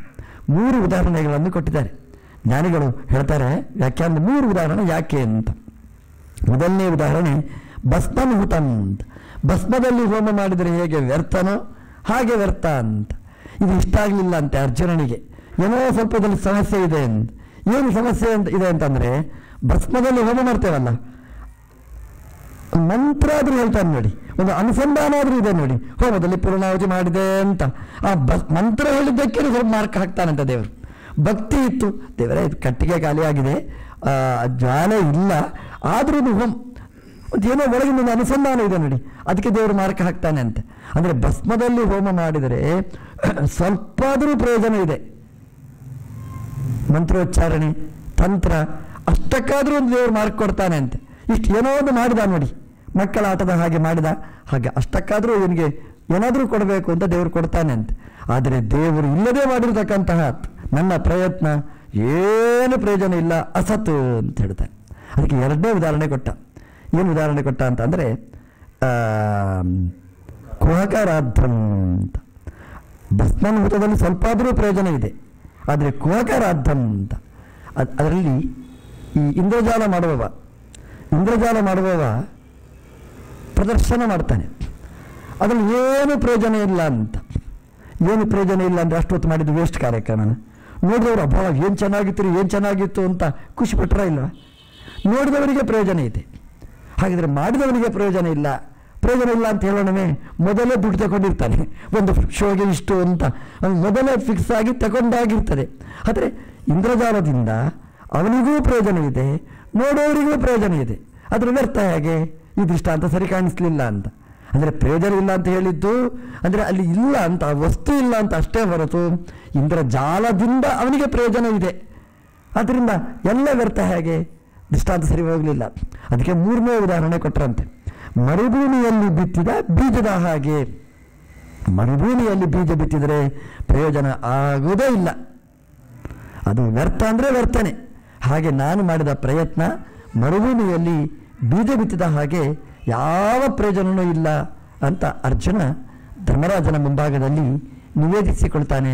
ಕೃಷ್ಣ ಇಲ್ಲದೆ ಹೋದರೆ ನಮ್ಮ ಪ್ರಯತ್ನಗಳೆಲ್ಲ ಏನು ಫಲಕಾರಿ ಆಗುವುದಿಲ್ಲ, ಎಲ್ಲ ವ್ಯರ್ಥ, ನನ್ನ ಜೀವನ ವ್ಯರ್ಥ ಅಂತ. ಅಷ್ಟು ಕೇಳಿದ ಮೇಲೆ ಧರ್ಮರಾಜ ಎಲ್ಲ ಕುಗ್ಗಿ ಹೋಗ್ತಾನೆ. ಅರ್ಜುನನ ಹತ್ರ ಹೇಳ್ತಾನೆ, ನೀನು ಮಾತ್ರ ನಿಷ್ಪ್ರಯೋಜನ ಅಲ್ಲ ಅರ್ಜುನ, ಈ ಧರ್ಮರಾಜನೂ ಅಪ್ರಯೋಜನ ಅಂತ ಹೇಳ್ತಾನೆ. ವಿನಸಲ್ದೇವರು ಹೇಳ್ತಾರೆ ಈ ಭೀಮನೂ ಅಪ್ರಯೋಜನ ಅಂತ. ನಕಲಸಾದೇವರು ಹೇಳ್ತಾರೆ ನಾವೂ ಅಪ್ರಯೋಜನ ಅಂತ. ದ್ರೌಪದಿ ದೇವಿಯವರು ಹೇಳ್ತಾರೆ ನಾನೂ ಅಪ್ರಯೋಜನ ಅಂತ. ದೇವರು ಒಂದು ಇಲ್ಲ ಅಂತಾದರೆ, ಮೈನಸ್ ಆದರೆ ಧರ್ಮ ಆಗುವುದಿಲ್ಲ. ಧರ್ಮ ಯಾವಾಗ ಆಗುತ್ತೆ ಹೇಳಿ? ಯಾವಾಗ ದೇವರು ಸೇರಿಕೊಳ್ತಾನೆ ಆವಾಗದು ಧರ್ಮ. ಯಾವಾಗ ದೇವರು ಇಲ್ಲ ಅದೇ ಅಧರ್ಮ. ಧರ್ಮ ಅಧರ್ಮಕ್ಕೆ ನಿರ್ಣಾಯಕ ಯಾವುದು ಅಂತಂದರೆ ಅಲ್ಲಿ ಭಗವಂತನ ಅನುಸಂಧಾನ ಬಂತು, ಅದು ಧರ್ಮ. ದೇವರ ಅನುಸಂಧಾನ ಬರಲಿಲ್ಲ, ಅದು ಅಧರ್ಮ. ಒಬ್ಬ 1000 ರೂಪಾಯಿ ಬಂದವರಿಗೆಲ್ಲ ಕೊಟ್ಟ ಅಂತ, ಧರ್ಮನ ಅಧರ್ಮನ ಅಂತ ಕೇಳಿದರೆ ಅವನು ದೇವರ ಬಗ್ಗೆ ಚಿಂತನೆಯೇ ಇಲ್ಲ. ಅಲ್ಲಿ ಫೋಟೋ ತೆಗಿತಾನೆ, ಎಲ್ಲ ಹೇಳಿಕೊಳ್ತಾನೆ, ಹೇಳಿ ಜೈ ಹೇಳಿ ಅಂತ ಹೇಳ್ತಾನೆ, ಹೇಳಿಸ್ತಾನೆ. ಅಂದರೆ ಪ್ರದರ್ಶನ ಮಾತ್ರ ಆಯ್ತು ಅಷ್ಟೇ ಹೊರತು ಅದು ನಿಜವಾಗಿರತಕ್ಕಂತಹ ಧರ್ಮ ಆಗಲಿಲ್ಲ. ಲೌಕಿಕ ಆಯಿತು ಅಷ್ಟೇ ಹೊರತು ಧರ್ಮ ಆಗಲಿಲ್ಲ. ಯಾಕಂದರೆ ದೇವರ ಅನುಸಂಧಾನ ಇಲ್ಲ ಅಂತ. ದೇವರ ಅನುಸಂಧಾನ ಇದೆ. ಒಬ್ಬ 4 ಆಣೆ ಕೊಟ್ಟ, ನಮ್ಮಲ್ಲಿ ಏನಿಲ್ಲರಿ ಯಥಾಶಕ್ತಿ ಕೊಟ್ಟಿದ್ದೇನೆ ಅಂತ. ಎಷ್ಟು ಧರ್ಮ ಆಗುತ್ತೆ ಗೊತ್ತಾ? ಅಂದರೆ ಧರ್ಮ ಅಧರ್ಮ ಆಗುವುದು ದೇವರ ಅನುಸಂಧಾನ ಇದ್ದರೆ ಧರ್ಮ. ಪಾಂಡವರು ರಾಜಸೂಯ ಯಾಗ ಮಾಡಿದರು, ದುರ್ಯೋಧನ ಪುಂಡರೀಕ ಯಾಗ ಮಾಡಿದ. ಅವರದ್ದು ರಾಜಸೂಯ ಯಾಗ ಆದರೆ ನಮ್ಮದು ಪುಂಡರೀಕ ಯಾಗ ಇರಲಿ ಅಂತ. ಪಾಂಡವರದ್ದು ರಾಜರೂ ಅಸೂಯೆ ಪಡೆದಕ್ಕ ಯಾಗ ಆಯಿತು. ದುರ್ಯೋಧನನದ್ದು ಪುಂಡರೀಕ ಯಾಗ ಅಲ್ಲ, ಅದು ಪುಂಡರ ಯಾಗ ಆಯಿತು ಅಷ್ಟೇ, ವ್ಯರ್ಥ ಕಾರ್ಯಕ್ರಮ ಆಯಿತು ಅಷ್ಟೇ. ಯಾಕೆ ದೇವರ ಮೇಲೆ ಭಕ್ತಿ ಇಲ್ಲ, ಅಸೂಯೆಯಿಂದ ಮಾಡಿತ್ತು, ಸ್ಪರ್ಧೆಯಿಂದ ಮಾಡಿತ್ತು, ವ್ಯರ್ಥ ಆಯಿತು. ಅದರಿಂದ ದೇವರು ಇದ್ದರೆ ಅದು ಧರ್ಮ, ದೇವರು ಇಲ್ಲದಿದ್ದರೆ ಅಧರ್ಮ. ಹಾಗಾಗಿ ಧರ್ಮರಾಜ ಅಂತ ಯಾವಾಗ ಆಗ್ತಾನೆ? ಧರ್ಮಕ್ಕೆ, ಅಂದರೆ ನಮ್ಮಲ್ಲಿ ಹೇಳುದುಂಟು ಧರ್ಮಕ್ಕೆ ಹೋಯ್ತು ಅಂತ. ಧರ್ಮಕ್ಕೆ ಹೋದ್ದಲ್ಲ, ಅಧರ್ಮಕ್ಕೆ ಹೊತ್ತು. ಎಲ್ಲಾದರೂ ದುಡ್ಡು ನಾನು ನದಿ ದಾಟುವಾಗ ನೀರಿಗೆ ಬಿತ್ತು ಅಂತೇಳಿ ನಾವಲ್ಲಿ ಕೆಟ್ಟ ಶಬ್ದ ಪ್ರಯೋಗ ಮಾಡ್ತೀವಿ. ಸುಮ್ಮನೆ ಧರ್ಮಕ್ಕೆ 10 ರೂಪಾಯಿ ವೇಸ್ಟ್ ಆಯಿತು ಅಂತ ಹೇಳ್ತೇವೆ. ಧರ್ಮಕ್ಕೆ ಹೋದ್ದ, ಅಧರ್ಮಕ್ಕೆ. ಧರ್ಮ ರಾಜ ದೇವರಿಗೋಸ್ಕರ, ದೇವ ಕಾರ್ಯಕ್ಕೋಸ್ಕರ ಹೋದರೆ, ದೇವರ ಅನುಸಂಧಾನದಿಂದ ಏನಾದರೂ ಖರ್ಚಾದರೆ ಅದು ಧರ್ಮ. ಧರ್ಮರಾಜ ಹೇಳಿದ, ಇಲ್ಲಿವರೆಗೆ ದೇವರು ಇದ್ದ, ಹಾಗಾಗಿ ಧರ್ಮ ಉಳಿಯಿತು. ದೇವರು ಇಲ್ಲ, ಧರ್ಮನೇ ಉಳಿಯುವುದಿಲ್ಲ ಅಂತ. ಹಾಗಾಗಿ ಎಲ್ಲ ಪಾಂಡವರು ತೀರ್ಮಾನ ಮಾಡ್ತಾರೆ, ನಾವು ಈ ಭೂಮಿಯನ್ನು ಬಿಡಬೇಕು ಅಂತ ತೀರ್ಮಾನ ಮಾಡ್ತಾರೆ. ಅಂದರೆ ಭೂಮಿಯಲ್ಲಿ ಇರಲಿಕ್ಕೆ ಪಾಂಡವರು ಆಸೆ ಪಟ್ಟದ್ದು ಕೃಷ್ಣ ಇದ್ದದ್ದಕ್ಕೆ. ಕೃಷ್ಣ ಇಲ್ಲ ಅಂತಾದಾಗ ನಾನು ಇರಬಾರದು ಅಂತ ತೀರ್ಮಾನ ಮಾಡ್ತಾರೆ. ಪ್ರಾಯಶಃ ನಮ್ಮ ಜೀವನ ಆಲೋಚನೆ ಮಾಡಿದರೆ ದೇವರು ಇಲ್ಲದೆ ಬದುಕುವುದೇ ಜಾಸ್ತಿ. ಅದಕ್ಕೆ ನಮ್ಮ ಹಿರಿಯರು ಹೇಳಿದರು, ಬೆಳಗಿನಿಂದ ರಾತ್ರಿ ತನಕ ಬೇಡ, ಒಂದು 3 ಹೊತ್ತು, ಕನಿಷ್ಠ ಪಕ್ಷ 2 ಹೊತ್ತಾದರೂ ಸಂಧ್ಯಾ ವಂದನೆ ಮಾಡುವಂತ. ಧರ್ಮರಾಜನಾದಿಗಳಾಗಿ ಬೇಡ, ಅರ್ಜುನನಾದಿಗಳಾಗಿ ಬೇಡ, ಪ್ರಾತಃ ಪ್ರವೃತ್ತಿ ಸಾಯಾಂತಂ ಸಾಯಾದಿ ಪ್ರಾತರಂತತಃ ಯತ್ಕರೋಮಿ ಅಂತ ಬೇಡ. ಕೊನೆ ಪಕ್ಷ 2 ಹೊತ್ತಾದರೂ ಒಂದು ಅರ್ಘ್ಯ ಕೊಡೋದು, ಸಂಧ್ಯಾ ವಂದನೆ ಆದಿಗಳನ್ನು ಮಾಡೋದು, ದೇವರ ಮುಂದೆ ದೀಪ ಹಚ್ಚೋದು, ಸರ್ವಮೂಲ ಪಾರಾಯಣ ಮಾಡೋದು, ಭಾಗವತ ಓದೋದು, ಇಷ್ಟಾದರೂ ಮಾಡುವಂತ. ದೇವರು ಇಲ್ಲದೆ ಹೋದರೆ ನಮ್ಮ ಜೀವನ ಬರಡಾಗಿ ಬಿಡ್ತದೆ, ಮರುಭೂಮಿಯಲ್ಲಿ ಬಿತ್ತಿದ ಬೀಜದ ಹಾಗೆ ವ್ಯರ್ಥ ಜೀವನ ಆಗುತ್ತೆ ಅಂತ ಭಾಗವತ ನಮಗೆ ನೆನಪಿಸಿತು. ಧರ್ಮರಾಜಾದಿಗಳೆಲ್ಲ ಉತ್ತರ ಪ್ರಸ್ಥಾನ ಮಾಡುವಾಗ ಪರೀಕ್ಷಿತನನ್ನು ಸಿಂಹಾಸನದಲ್ಲಿ ಕೂಡಿಸ್ತಾರೆ. ಪರೀಕ್ಷಿತನನ್ನು ಕೂಡಿಸಿದ್ದು ಅಂತಂದರೆ ಧರ್ಮವನ್ನೇ ಮತ್ತೆ ಕೂಡಿಸಿದ ಹಾಗೆ. ಪಾಂಡವರ ಎಲ್ಲ ಗುಣಗಳನ್ನು ಮೈಗೂಡಿಸಿಕೊಂಡವ, ಕೃಷ್ಣನ ಕೃಪಾಕಟಾಕ್ಷ ಭಾಜನನಾದವ. ಅವನ ಜಾತಕವನ್ನು ನೋಡಿ ಜ್ಞಾನಿಗಳು ಹೇಳಿದ್ದಾರಂತೆ, ಹೇಗಾಗ್ತಾನೆ ಹುಟ್ಟಿದ ತಕ್ಷಣ ಹೇಳಿದ್ದಾರಂತೆ. ಸಿಂಹಾಸನದಲ್ಲಿ ಕೂತ ಮೇಲೆ ಹೇಳ್ತಾರೆ, ಇವನಿಗೆ ಆ ಯೋಗ ಇತ್ತು, ಯೋಗ ಇತ್ತು, ಅದರಿಂದ ಇವನು ಪ್ರಧಾನಮಂತ್ರಿ ಆಗುವ ಯೋಗ ಇತ್ತು ಇವನ ಜಾತಕದಲ್ಲಿ. ಯಾವಾಗ ಪ್ರಧಾನಮಂತ್ರಿ ಆದ ಮೇಲೆ ನೋಡಿ ಹೇಳೋದು, ಅದರ ಮೊದಲು ಹೇಳಿ. ಆವತ್ತಿನ ಕಾಲದ ಜ್ಯೋತಿಷ್ಕರು ಹೇಗಿದ್ರು ಅಂತಂದ್ರೆ ಮೊದಲೇ ಹೇಳ್ತಿದ್ದಾರೆ, ನೋಡಿದ ಕೂಡಲೇ ಹೇಳ್ತಿದ್ರಂತೆ, ರಾಮೋ ದಾಶರಥಿರಿ ಯಥ ಅಂತ. ಹೇಗೆ ರಾಜ್ಯಭಾರ ಮಾಡ್ತಾನೆ ಅಂತಂದ್ರೆ ರಾಮದೇವರು ರಾಜ್ಯಭಾರ ಮಾಡಿದ ಹಾಗೆ ಅಂತ ಹೇಳ್ತಾರಂತೆ. ರಾಮದೇವರು ರಾಜ್ಯಭಾರ ಮಾಡಿದ್ದು ಅಂತಂದ್ರೆ ಯಾರಿಗೂ ಅನ್ಯಾಯ ಆಗ್ಲಿಕ್ಕೆ ಬಿಡಲಿಲ್ಲ ಅವರು. ಎಲ್ರಿಗೂ, ಒಂದು ನಾಯಿಗೂ ನ್ಯಾಯ ಕೊಟ್ಟು ರಾಜ್ಯವನ್ನು ಪರಿಪಾಲನೆ ಮಾಡಿದವರು ರಾಮದೇವರು. ದಾಶರಥಿ ಹೇಗೆ ಹಾಗೆ ರಾಜ್ಯಭಾರ ಮಾಡ್ತಾನೆ ಅಂತ. ಅದು ಹೌದು ನೋಡಿ, ಸತ್ಯ ಆಗಿದೆ ನೋಡಿ. ಹೇಗೆ ಅಂತಂದರೆ, ಒಂದು ದನಕ್ಕೆ, ಒಂದು ಎತ್ತಿಗೆ ಅನ್ಯಾಯ ಆಯಿತು ಅಂತಂದರೆ ಹೋಗಿ ಅಲ್ಲಿ ಪ್ರತಿಭಟನೆ ಮಾಡಿದವ ಪರೀಕ್ಷಿತ್ ರಾಜರು. ಅಲ್ಲಿ ಆ ಎತ್ತು ಒಂದೇ ಕಾಲಲ್ಲಿ ನಿಂತಿತ್ತಂತೆ. ಅದು ಹೇಗಿರಿ, ಎಲ್ಲೇ ಒಂದು ಮಂಚ, ಎತ್ತು ಬೇಡ ಬಿಡಿ, ಒಂದು ಮಂಚ ಒಂದೇ ಕಾಲಲ್ಲಿ ನಿಂತಿತ್ತು. ಮಧ್ಯದಲ್ಲಿ ಕಾಲು ಇಡಬೇಕಷ್ಟೇ. 4 ಬದಿಯ ಕಾಲಲ್ಲಿ 3 ಕಾಲು ತೆಗೆದರೆ ಒಂದು ಕಾಲಲ್ಲಿ ನಿಲ್ಲಬೇಕು ಅಂತಂದರೆ ಅದು ಸಾಧ್ಯನೇ ಇಲ್ಲ. ಅದು ಹೇಗೆ ಸಾಧ್ಯ? ಭಾಗವತ ಅಂಥದ್ದನ್ನು ಯಾವುದು ಅಸಂಭಾವಿತ ಅದನ್ನು ಸಂಭಾವಿತ ಮಾಡಿದೆ. ಅಂದರೆ ಒಂದು ಎತ್ತು ಒಂದು ಕಾಲಲ್ಲಿ ನಿಂತಿದೆ ಅಂತ, ಒಂದು ವೃಷಭ ಒಂದು ಕಾಲಲ್ಲಿ ನಿಂತಿದೆ ಅಂತ. ವೃಷಭ ಅಂತಂದರೆ ಧರ್ಮದ ವೃಷಭ ಅಂತ ಭಾಗವತವೇ ಅದನ್ನು ವಿವರಣೆ ಕೊಡ್ತದೆ. ಧರ್ಮದ ವೃಷಭ ಒಂದು ಕಾಲಲ್ಲಿ ಆದರೂ ನಿಲ್ತದೆ ಅಂತ. ಇದು ನಾವು ನೆನಪಿಟ್ಟುಕೊಳ್ಬೇಕಾದ್ದು. ಪೂರ್ಣ ಧರ್ಮ ಅನುಷ್ಠಾನ ಮಾಡಬೇಕು. ಪೂರ್ಣ ಧರ್ಮ ಮಾಡಲಿಕ್ಕಾಗಲಿಲ್ಲ, ಅರ್ಧ ಧರ್ಮ ಮಾಡಬೇಕು. ಮಾಡಲಿಕ್ಕಾಗಲಿಲ್ಲ, ಕಾಲು ಧರ್ಮ ಆದರೂ ಮಾಡಬೇಕಂತೆ. ಅದು ಬಿಟ್ಟರೆ ಕಷ್ಟ. ಅಂದರೆ 4 ಭಾಗ ಇದೆ, ಅದರಲ್ಲಿ ಒಂದೊಂದೇ ಭಾಗ ತೆಗೆದರೂ ಒಂದು ಕಾಲು ಭಾಗ ಆದರೂ ಧರ್ಮ ಮಾಡಿದರೆ ಆ ಧರ್ಮದ ವೃಷಭ, ಒಂಚೂರು ಧರ್ಮ ಮಾಡಿದರೂ ಕೂಡ ಆ ಧರ್ಮದ ವೃಷಭ ಅದು ನಿಲ್ತದೆ ಅಂತೆ. ಈ ಶರೀರ ಧರ್ಮದ ವೃಷಭ. ಇದು ಯಾಕೆ ನಿಂತಿದೆ ಅಂತಂದರೆ, ಎಲ್ಲೋ ಒಂದು ಚೂರು ಧರ್ಮ, ಪೂರ್ಣ ಧರ್ಮ ಅಲ್ಲ, ಅದು ನಮ್ಮದು ಅಲ್ಲ, ನಮ್ಮ ಅಜ್ಜ ಮಾಡಿರತಕ್ಕಂಥ ಧರ್ಮ ಅದರ ಚೂರು ಉಳಿದದ್ದಕ್ಕೆ ಈ ನಿಂತಿದೆ. ಅದು ಯಾವಾಗ ಖಾಲಿ ಆಗ್ತದೆ, ಎಕ್ಸ್ಪೈರ್ ಆಗ್ತದೆ, ಆಗ ಈ ಶರೀರ ಬಿದ್ದು ಬಿಡ್ತದೆ ಅಂತ. ಅಂದರೆ ಧರ್ಮದ ಕೊಂಡಿ ಎಷ್ಟು ಮಹತ್ವ ಹೇಳ್ತದೆ ಭಾಗವತ ಅಂತಂದರೆ, ಒಂದು ಚೂರು ಇದ್ದರೂ ಸಾಕು ಅದು ಧರ್ಮ ನಮ್ಮನ್ನು ಎತ್ತಿ ಹಿಡಿತದೆ ಅಂತ. ಅಧರ್ಮನೇ ಜಾಸ್ತಿ, ಧರ್ಮ ಇರುವುದು ಇಷ್ಟೇ, ಆದರೂ ಈ ಶರೀರ ಎದ್ದು ನಿಂತಿದೆ. ಅದನ್ನು ಹೇಳಿತ್ತು. ವೃಷಭ ಒಂದು ಕಾಲಲ್ಲಿ ನಿಂತಿದೆ ಅಂದರೆ ಧರ್ಮದ 4 ಕಾಲಿನಲ್ಲಿ ಒಂದು ಕಾಲಲ್ಲಿ ನಿಂತಿದೆ ಅಂತ. ಧರ್ಮಕ್ಕೆ 4 ಕಾಲು ಅಂತ ಹೇಳಿದರು. ಯಾವುದು ಕಾಲು ಅಂದರೆ ಭಾಗವತವೇ ಅದನ್ನು ವಿಶ್ಲೇಷಣೆ ಮಾಡ್ತದೆ. ತಪಃ, ಶೌಚಂ, ದಯಾ, ಸತ್ಯಂ ಅಂತ 4 ಕಾಲಿನಲ್ಲಿ ಧರ್ಮ ನಿಲ್ತದೆ ಅಂತ. ಒಂದು ಧರ್ಮ ಅಂತ ಆಗಬೇಕಾದ್ರೆ ಹೇಳ್ತಾರೆ ನೋಡಿ, ಏನ್ರಿ ಧರ್ಮಾಚರಣೆ ಅಂದರೆ ಏನು ಮಾಡಬೇಕು? ಭಾಗವತ ಎಷ್ಟು ಸುಂದರವಾಗಿ ಹೇಳಿದೆ ನೋಡಿ. ತಪಃ, ತಪಸ್ಸು ಅನ್ನೋದು ಒಂದು ಕಾಲು, ಶೌಚಂ 2ನೇ ಕಾಲು, ದಯಾ 3ನೇ ಕಾಲು, ಸತ್ಯಂ 4ನೇ ಕಾಲು. ಭಾರಿ ಖುಷಿ ಆಯಿತು. ಹಾಗಾದರೆ ನನ್ನಲ್ಲಿ ಧರ್ಮದ ವೃಷಭ ನಿಂತಿದೆ, ನಾನು ತಪಸ್ಸು ಮಾಡ್ತೇನೆ, ಶೌಚ ಇದೆ, ದಯಾ ಇದೆ, ಸತ್ಯನೇ ಹೇಳೋದು ನಾನು. ಹಾಗಾಗಿ ಧರ್ಮದ ವೃಷಭ ನಿಂತು ಬಿಟ್ಟಿದೆ. ಭಾಗವತ ಕೇಳಿ ಇನ್ನೊಂದು ಸಲ ಕೇಳಿದ್ರು, ಗಟ್ಟಿ ಹೇಳೋದು 4 ಕಾಲು ಉಂಟಾ ಅಂತ. ಒಂದು ಕಾಲು ಸರಿ ಇಲ್ಲ. ತಪಸ್ಸುಂಟಾ? ತಪಸ್ಸಿನಲ್ಲಿ ತಾವಿದೆ, ಪಸ್ಸು ಎಲ್ಲ ಎಂಥದೂ ಇರಲಿಲ್ಲ ಅದರಲ್ಲಿ. ಯಾಕೆಂತಂದರೆ ಯಾವ ತಪಸ್ಸಿದೆ? ಸಂಧ್ಯಾವಂದನೆ. ಸಂಧ್ಯಾವಂದನೆ ಎಷ್ಟು ಗಟ್ಟಿಯಾಗಿ ನಾವು ಮಾಡ್ತೇವೆ, ನಾವೇ ಒಂದು ಆತ್ಮ ಸಮೀಕ್ಷೆ ಮಾಡಬೇಕು. ಸಂಧ್ಯಾವಂದನೆ ಮಾಡಿದ್ದು ಯಾರು ಒಂದು ಸಲ ಪ್ರಶ್ನೆ ಮಾಡಬೇಕು ನಾವು. ನೀವು ಹೇಳ್ತೀರಿ, ಏನ್ರಿ 2 ತಂಬಿಗೆ ನೀರು ಖಾಲಿ ಮಾಡಿದ್ದೇನೆ, ಭಾರೀ ಸಂಧ್ಯಾವಂದನೆ ಆಯಿತು ಅಂತ. ಸಂಧ್ಯಾವಂದನೆ ಮಾಡುವಾಗ ಆ ವಂದನೆಯಲ್ಲಿ ಅಂದರೆ ವಂದನೆ ಅಂತಂದರೆ ಸ್ವ ಅವಧಿಕ ಉತ್ಕೃಷ್ಟತ್ವ ಜ್ಞಾನ ಇದ್ದು ಮಾಡಬೇಕು, ಅನುಸಂಧಾನ ಇದ್ದು ಮಾಡಬೇಕು. ಅದು ಮನಸ್ಸು ಎಷ್ಟು ಚಂಚಲ, ಎಷ್ಟು ಚಪಲ ಅಂತಂದರೆ ತತು ಹೇಳುವಾಗ ಇರ್ತದೆ, ಸವಿತು ಹೇಳುವಾಗ ಅದು ಎಲ್ಲಿ ಹೋಗಿ ಬಿಡ್ತದೆ, ಹೇಳ್ಕೊಂಡು ಬರುವಾಗ ಇಲ್ಲಿ ಪ್ರಚೋದಯಾತ ಆಗಿಬಿಡ್ತದೆ. ಒಂದು 100 ಗಾಯತ್ರಿ ಆಯಿತು. 100 ಗಾಯತ್ರಿಯಲ್ಲಿ ಎಷ್ಟು ಹೊತ್ತು ಮನಸ್ಸಿತ್ತು ಅಂತ ಒಂದ್ಸಲ ಆಲೋಚನೆ ಮಾಡಿ. ಈ ಅಡಿಗೆ ಮಾಡ್ತಾರೆ ನೋಡಿ, ಈ ಗಡಿಬಿಡಿಗೆ ದೇವರ ನೈವೇದ್ಯಕ್ಕೆ, ಊಟದ ನೈವೇದ್ಯ ಅಲ್ಲ ನಾನು ಹೇಳಿದ್ದು, ದೇವರ ನೈವೇದ್ಯ. ಆ ಅಡಿಗೆಗೆ ಬೆಂಕಿ ಹಾಕಿರ್ತಾರೆ, ಅದು ಸ್ನಾನ ಮಾಡುವಾಗ ಬೆಂಕಿ ಹಾಕಿರ್ತಾರೆ. ಮತ್ತೆ ನೋಡುವುದು ಒಂದೇ ಸದಾನಂದಂ ಧೂಪಕ್ಕೆ ನೋಡುದು, ಅದು ಏನಾಗಿರ್ತದೆ? ಬೆಂದಿರ್ತದೆ, ಇಲ್ಲದ್ರೆ ಇಲ್ಲ ಅಷ್ಟೇ. ಹಾಗೆ ನಮ್ಮ ಸಂಧ್ಯಾವಂದನೆ ಮೊದಲು ಚೂರು ನೋಡ್ತಾರೆ, ಕೊನೆಗೆ ಒಂಚೂರು.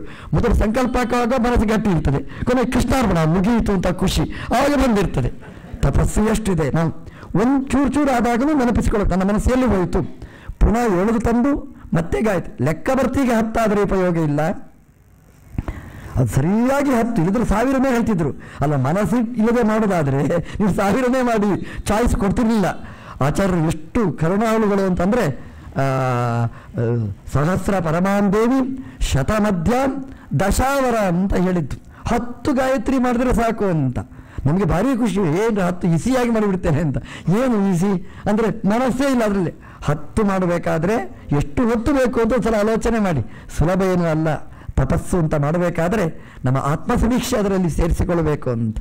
ಏಕಾದಶಿ ತಪಸ್ಸು, ಏಕಾದಶಿ ಮಾಡ್ತೇವೆ ನಾವು. ಏಕಾದಶಿ ಮಾಡುವಾಗ ಏಕಾದಶಿ ಇಂದ್ರಿಯಗಳು ಎಲ್ಲೆಲ್ಲೋ ಇರ್ತವೆ. ಅಂದರೆ ಏಕಾದಶಿ ಅಂತ ಅಂದರೆ ಗಮ್ಮತ್ತಾಗಿ ಇರಲಿಕ್ಕೆ ಒಂದು ಕಾಲ ಅಂತ. ಸಂಧ್ಯಾ ವಂದನೆ ಮಾಡಿದ್ರೆ ಇವತ್ತು ಏಕಾದಶಿ ಪರವಾಗಿಲ್ಲ, ದೇವರು ಹೇಳಿದ್ದಾರೆ ಮಾಡದಿದ್ರೂ ತೊಂದರೆ ಇಲ್ಲ ಅಂತ. ಎಲ್ಲ ಏಕಾದಶಿ ಅಂದರೆ ಎಲ್ಲ ಕಂದ್ರೆ ಪಾಠ ಇವತ್ತು ಏಕಾದಶಿ ಪರವಾಗಿಲ್ಲ ಅಂತ, ಎಲ್ಲ ಏಕಾದಶಿ ಅಂತ. ಆ ಏಕಾದಶಿಯಲ್ಲಿ ಅದು ಉಪವಾಸ ಅಂದರೆ ಭಗವಂತನ ಹತ್ತಿರ ವಾಸ ಮಾಡಬೇಕು ನಾವು. ಭಗವಂತ ಒಂದು ಕಡೆ, ನಾವು ಒಂದು ಕಡೆ ಆದರೆ ಹೇಗೆ? ಒಬ್ಬರು ಹೇಳ್ತಿದ್ರು, ಅವ್ರು ಏನು ಅಂದರೆ ಸಾಯಂಕಾಲ ಸ್ನಾನ ಮಾಡಿತ್ತು. ಯಾಕೆ ಅಂತಂದರೆ ಏಕಾದಶಿ ಎಂದು. ಒಬ್ಬರಂತೂ ಸ್ನಾನನೇ ಮಾಡಲಿಲ್ಲ. ಯಾಕೆ ಅಂತ ಕೇಳ್ತಾರೆ, ಏಕಾದಶಿ ನೀರೂ ಮುಟ್ಟಬಾರ್ದು ಅಂತ. ಎಂತೆಂಥ ವಿಚಿತ್ರವಾಗಿರ್ತಾರೆ. ತಪಸ್ಸು ಅಂತಂದರೆ ಉಪವಾಸಗಳಿರ್ತವೆ, ಶಾಸ್ತ್ರಾಧ್ಯಯನ ಅದು ತಪಸ್ಸಲ್ಲಿ ಸೇರಿ. ತದ್ದಿ ತಪಃ, ಶ್ರವಣ ಮಾಡುವುದು, ಮನನ ಮಾಡುವುದು ತಪಸ್ಸು.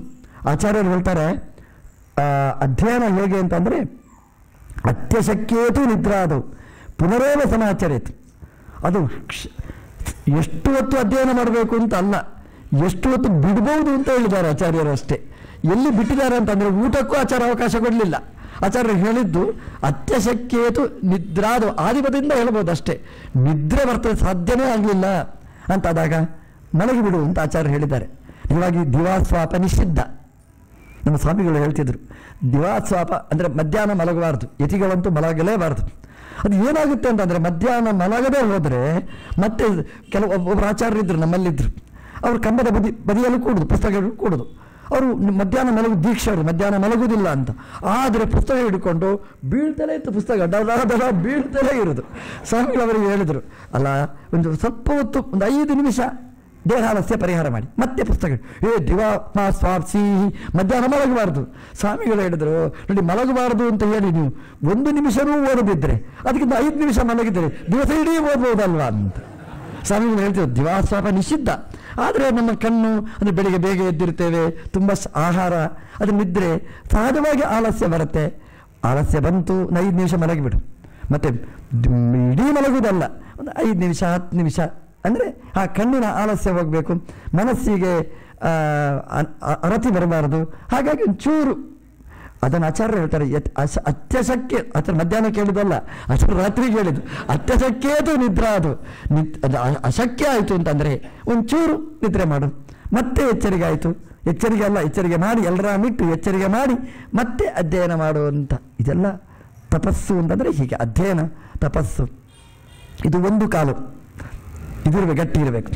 ಶೌಚಂ, ನಾನು ಭಾರಿ ಶುಚಿ, ಭಾರಿ ಮಾಡಿ, ಏನು ಬೆಳಿಗ್ಗೆ ಸಾಬೂನು ಹಾಕಿ ಸ್ನಾನ ಮಾಡಿದ್ದೇನೆ ಅಂತ ಹೇಳ್ತೇವೆ. ಶೌಚ ಆಗೋದೇ ಇಲ್ಲ ಅದು. ಶೌಚ ಅಂತ ಅಂದರೆ ಸಾಬೂನು ಎಲ್ಲಿ ಹೇಳಿದ್ದಾರೆ, ನಿಷಿದ್ಧ ಅದು. ಅದರಲ್ಲಿ ಎಂಥದ್ದು ಗೋಮಾಂಸ ಎಲ್ಲ ಹಾಕ್ತದೆ, ಎಂಥದ್ದು ಹೇಳ್ತಾರೆ. ಶೌಚ ಅಂತ ಅಂದರೆ ಅದಕ್ಕೆ ಹೇಗೆ ಸ್ನಾನ ಮಾಡಬೇಕು ಅಂತ ಆಚಾರ್ಯರು ಹೇಳಿದ್ದಾರೆ, ಹೇಳಿ ಮಾಡಿ ತೋರಿಸಿದ್ದಾರೆ. ಇಲ್ಲಿ ಅಲ್ಲ, 48 ದಿವಸ ಕ್ಲಾಸ್ ಮಾಡಿದ್ದಾರೆ ಆಚಾರ್ಯರು ಬದರಿಯಲ್ಲಿ. ಒಂದು ದಿವಸ ಅಲ್ಲ, ಒಂದು ಮಂಡಲ, ದಿನಮಂಡಲಂ ಅವಸತು ಅಲ್ಲಿ ತೋರಿಸಿದ್ದಾರೆ ಸ್ನಾನ ಹೇಗೆ ಮಾಡಬೇಕು ಅಂತ. ಅದು ಸ್ನಾನ ಮಾಡಬೇಕು, ಮಲಾಪಕರ್ಷಣ ಸ್ನಾನ ಮಾಡಬೇಕು, ಅಲ್ಲಿ ಪ್ರಾಣಾಯಾಮ ಮಾಡಬೇಕು, ಆಚಮನೆ ಮಾಡಬೇಕು, ಸಂಕಲ್ಪ ಮಾಡಬೇಕು, ಎಲ್ಲ ನೀರಿನಲ್ಲಿ ಕೂತು ಮಾಡಬೇಕು. 3 ಬಾರಿ ಅಗಮರ್ಷಣ ಸ್ನಾನ ಮಾಡಬೇಕು. ಬದಲಿಯಲ್ಲಿ ಮಾಡಿದರೆ ವಾಪಸ್ ಬರೋದೇ ಇಲ್ಲ. ಅಲ್ಲೇ ನಾರಾಯಣ ಸಮರ್ಪ ಇರ್ತದೆ. ಆಚಾರ್ಯರು ಹೇಳಿದ್ದೆಲ್ಲ ಮಾಡಿ ತೋರಿಸ್ತಾರೆ, ಪ್ರಾಕ್ಟಿಕಲ್ ಆಚಾರ್ಯರು. ಅದು ದೊಡ್ಡ ಚೇತನ, ಜೀವೋತ್ತಮ ಚೇತನ, ಅದು ಬಿಡಿ. ಅಲ್ಲಿ ಮಾಡಲಿಕ್ಕಾಗಲಿಲ್ಲ, ಇಲ್ಲಾದರೂ ಮಾಡ್ಬೋದಲ್ಲ ನಮಗೆ. ಅಂದರೆ ಆ ಮೃತ್ತಿಗಾ ಸ್ನಾನ, ಗೋಮಯ ಸ್ನಾನ, ಮಂತ್ರಸ್ನಾನ ಅದೆಲ್ಲ ನಾವು ಮಾಡಬೇಕಾದ್ದು. ಅದು ಶೌಚ ಅಂತಂದರೆ ಶುದ್ಧಿ. ಆ ಶುದ್ಧಿಯಲ್ಲಿ 2 ಅಂಶಗಳು, ಒಂದು ಅಂತಃಶುದ್ಧಿ, ಒಂದು ಬಾಹ್ಯ ಶುದ್ಧಿ ಅಂತ 2. ಅಂತಃಸ್ನಾನ ಬಹಿಸ್ನಾನ ಅಂತ 2. ಹೊರಗಿನ ಸ್ನಾನ ಮಾಡಬೇಕು, ಒಳಗಿನ ಸ್ನಾನನೂ ಒಟ್ಟಿಗೆ ಆಗಬೇಕು. ಒಳಗಿನ ಸ್ನಾನ ಅಂತಂದರೆ ಆಚಮನ, ತೀರ್ಥಪ್ರಾಶನ, ನಂತರ ಆಚಮನ, ಇವೆಲ್ಲ ಅಂದರೆ ಒಳಗಿನಿಂದ ಅನುಸಂಧಾನಗಳು. ಇದು ಒಳಗಿನ ಸ್ನಾನ ಅಂತ. ಇದು ಬಹಳ ಮುಖ್ಯ. ಹೊರಗಿನ ಸ್ನಾನ ಎಷ್ಟು ಮುಖ್ಯ, ಒಳಗಿನ ಸ್ನಾನನೂ ಅಷ್ಟೇ ಮುಖ್ಯ. ದಾಸರಿಗಂತೂ ಭಾರಿ ಇಷ್ಟ ಇದನ್ನೆಲ್ಲ ಹೇಳೋದು ಅಂತಂದರೆ. ಒಳಗೆ ಸ್ನಾನ ಮಾಡದೆ ಹೊರಗೆ ಸ್ನಾನ ಮಾಡಿದವನ್ನ ನೋಡಿ ನಗುತ್ತೀವ ಪುರಂದರ ವಿಠಲ ಅಂತ ಹೇಳ್ತಾರೆ ಅವ್ರಿಗೆ. ಭಾರಿ ಖುಷಿ ಅವರಿಗೆ. ಅಂದರೆ ಇದಕ್ಕೆ ಈ ಅನುಷ್ಠಾನಕ್ಕೆ, ಅನುಸಂಧಾನಕ್ಕೆ ತುಂಬ ಒತ್ತು ಕೊಟ್ಟಿರತಕ್ಕಂಥದ್ದು ಶಾಸ್ತ್ರದ ವಿಷಯಗಳನ್ನು ಕನ್ನಡಿಯಲ್ಲಿ ಇಳಿಸಿದ್ದು ದಾಸರುಗಳು. ಅವರು ಹೇಳ್ತಾರೆ ಅಂದರೆ ಒಳಗಿನ ಸ್ನಾನ ಬಹಳ ಪ್ರಮುಖ ಅಂತ. ಅಂದರೆ ಇದು ದುರುಪಯೋಗ ಆಗೋದು ಜಾಸ್ತಿ. ಸ್ನಾನ ಯಾಕ್ರಿ, ಕಿಂತಸ್ಯ ಪುಷ್ಕರ ಜಲೈರಭಿಷೇಚನೇನ, ಒಳಗಿಂದ ನಾನು ಸ್ನಾನ ಮಾಡಿದ್ದೇನೆ, ಇದೆಲ್ಲ ಬುಟಾಟಿಕೆಯ ಮಾತುಗಳಷ್ಟೇ ಅಂತ ಹೇಳುವವರು. ಹಾಗೆಲ್ಲ ಒಳಗಿಂದ ಸ್ನಾನ ಅಂತಲ್ಲ, ಸ್ನಾನ ಎರಡೂ ಬೇಕಾದ್ದು. ಹೊರಗಿನ ಸದಾಚಾರನೂ ಬೇಕು, ಒಳಗಿನ ಆಚಾರನೂ ಬೇಕು. ಅಂದರೆ ಸದಾಚಾರ ಸ್ಮೃತಿಯಿಂದ ಯಾಕೆ ಬರೀತಿದ್ರು? ಎರಡೂ ಮುಖ್ಯವಾದ್ದು. ಕರ್ಮನೂ ಬೇಕಾದ್ದು, ಜ್ಞಾನನೂ ಬೇಕಾದ್ದು. ಇದು ಎರಡನೇದ್ದು ಶೌಚ, ಶುಚಿತ್ವ. ಅಂದರೆ ಇಂದ್ರಿಯಗಳ ಶೌಚ, ಒಳಗಿನ ಮನಸ್ಸಿನ ಶೌಚ, ಇದೆಲ್ಲ ಅಗತ್ಯವಾಗಿ ಬೇಕಾಗಿರತಕ್ಕಂಥದ್ದು. ಅದನ್ನೆಲ್ಲ ಇಲ್ಲಿ ಹೇಳ್ತಾರೆ. ಶೌಚ. ಎರಡನೇ ಪಾದ ತಪಶೌಚ. ದಯ ಅಂತಂದರೆ ಕಾರುಣ್ಯ, ಇನ್ನೊಬ್ಬರ ಬಗ್ಗೆ ಕೃಪೆ, ಕಾರುಣ್ಯ, ದಯ ಅಂತ ಹೇಳ್ತಾರೆ. ನಮ್ಮಲ್ಲಿ ಪಂಚಮಹಾಯಜ್ಞದಲ್ಲಿ ಭೂತಯಜ್ಞ ಅದೆಲ್ಲ ಇದೆ ನೋಡಿ, ಅದೆಲ್ಲ ದಯೆಗೆ ಉದಾಹರಣೆ. ಪ್ರತಿನಿತ್ಯ ನಾವು ತಿನ್ನುವುದಕ್ಕಿಂತ ಮುಂಚೆ ಎಲ್ಲ ಪ್ರಾಣಿಗಳಿಗೆ, ಎಲ್ಲ ಭೂತಗಳಿಗೆ ನಾವು ಕೊಡಬೇಕಾದ್ದು ಅಂತ. ನಾವು ಪೂಜೆ ಆದ ಮೇಲೆ ಇನ್ನೊಬ್ಬರಿಗೆ ಹಸ್ತೋದಕ ಕೊಟ್ಟೆ ನಾವು ಊಟ ಮಾಡಬೇಕು ಅನ್ನುವಂತಹ ಸಂಕಲ್ಪ. ಗೋಗ್ರಾಸ ಕೊಟ್ಟೆ ನಾವು ಊಟ ಮಾಡಬೇಕು ಅಂತ. ನಮ್ಮಲ್ಲಿ ಗೋಗ್ರಾಸನೂ ಕೊಡ್ತೇವೆ, ಬ್ರಾಹ್ಮಣ ಹಸ್ತೋದಕನೂ ಕೊಡ್ತೇವೆ, ಅದನ್ನೆಲ್ಲ ನಾವೇ ತಿಂದುಬಿಡ್ತೇವೆ. ಯಾರು ಗೋ ಎಲ್ಲಿ ಸಿಗ್ತದೆ ರೀ? ಬ್ರಾಹ್ಮಣರು ಎಲ್ಲಿ ಸಿಗ್ತಾರೆ ಅಂದರೆ ಬೀದಿಯಲ್ಲಿ ಸಿಗ್ತಾರ? ಸಿಗದೆ ಎಲ್ಲಿ? ಅದು ದಯ ಅಂತ ಹೇಳ್ತಾರೆ. ದಯ ಅಂತಂದರೆ ಇನ್ನೊಬ್ಬರಿಗೆ ಹಂಚಿ ತಿನ್ನಬೇಕು ಅನ್ನೋದನ್ನು. ಒಟ್ಟು ಏನು ಅಂದರೆ ನಮ್ಮಲ್ಲಿ ಏನಿದೆ ಅದನ್ನು ಹಂಚಿ ತಿನ್ನಬೇಕು ಅನ್ನೋದು ಮುಖ್ಯ. ದಯ ಅಂದರೆ ಹಾಗೆ, ನಮ್ಮಲ್ಲಿ ಏನಿದೆ ಅದನ್ನು ಯಾರಲ್ಲಿ ಯಾವುದು ಇಲ್ಲ ಅವನಿಗೆ ಕೊಟ್ಟು ನಮ್ಮ ಜೀವನವನ್ನು ನಡೆಸಬೇಕು. ಇದಕ್ಕೆ ದಯ ಅಂತ ಹೇಳ್ತಾರೆ. ಧರ್ಮ ನಿಲ್ಲುವುದು ಇದರಲ್ಲಿ. ಅಂದರೆ ದಯಾದಿಂದ ಧರ್ಮ ನಿಲ್ತದೆ ಅಂತ. ಯಾರಿಗೆ ಇಲ್ಲ ಅವನು ನೋಡಿ, ಏನ್ರಿ ಅವನಿಗೆ ಗ್ರಾಚಾರ ಬಿಡಿ, ಅವನಿಗೇನು ತೊಂದರೆ ಆಗಿ ಅಂತ ನಾವು ಹೀಗೆ ಅನುಸಂಧಾನ ಮಾಡಬಾರದು. ದಯ ಅನ್ನೋದು ಬಹಳ ಪ್ರಮುಖವಾದ ಅಂಶ. ಸತ್ಯಂ ಅಂತಂದರೆ ಸತ್ಯ ಹೇಳಬೇಕು. ನಮ್ಮಲ್ಲಿ ಗಾದೆ ಮಾತೇ ಇದೆ, ಸತ್ಯ ಹೇಳಿದ್ರೆ ಸತ್ಯ ಹೋಗ್ತಾನೆ ಅಂತ. ಅಂದರೆ ಹೇಳುವುದಿಲ್ಲ ಅಂತ ಅರ್ಥ. ಸತ್ಯ ಹೇಳಲಿಕ್ಕೆ ಇಲ್ಲವೇ ಇಲ್ಲ ಅಂತ. ಅಂದರೆ ಸತ್ಯ ಹೋಗ್ತೇವೆ ಅಂದರೆ ಸತ್ಯ ಹೇಳಲಿಕ್ಕೆ ಆಗುವುದಿಲ್ಲ ಅಂತ ಆಯ್ತಲ್ಲ. ಅಂದರೆ ನಾನು ಹೇಳೋದಿಲ್ಲ ಅಂತ ಆಯ್ತಲ್ಲ. ಕಷ್ಟ ಇದೆ, ಸತ್ಯ ಹೇಳೋದು ತುಂಬ ಕಷ್ಟ. ಈ ಮೊಬೈಲ್ ಬಂದ ಮೇಲಂತೂ ಸುಳ್ಳು ಹೇಳೋದು ಸಾಧ್ಯನೇ ಇಲ್ಲ ಅಂತ. ಯಾಕೆಂತಂದರೆ ಈಗ ಬಂದೆ ಅಂತ ಹೇಳ್ತಾನೆ, ಇಲ್ಲಿದ್ದಾನೆ, ಇಲ್ಲಿಗೆ ಬಂದೆ, ಈಗ ಅಲ್ಲೇ ಇರ್ತಾನೆ, ಇಲ್ಲೇ ಬಂದೆ ಅಂತ. ಸುಳ್ಳು ಹೇಳಿದ್ರೆ ಎಷ್ಟು ಸುಳ್ಳು ಹೇಳ್ತಾನೆ. ಜೀವನ ಅಂದರೆ ಸುಳ್ಳುಮಯ ಆಗಿಬಿಟ್ಟಿದೆ. ಸತ್ಯ ಅಂದರೆ ಯಾವುದು ಭಗವಂತನಿಗೆ ಇಷ್ಟ ಅದು ಸತ್ಯ. ಯಸ್ ಸತಾಂ ಹಿತಮತ್ಯಂತಂ ತತ್ ಸತ್ಯಂ ಇದು ನಿಶ್ಚಯ. ದೇವರಿಗೆ ಇಷ್ಟ ಆಗುವಂತಹದ್ದು ಸತ್ಯ ಅಂದರೆ ಎರಡು, ಯಥಾರ್ಥ ಜ್ಞಾನಪೂರ್ವಕವಾದ ಕೃತಿ, ಯಥಾರ್ಥವಾದ ಮಾತು, ಎಲ್ಲವೂ ಸತ್ಯವೇ.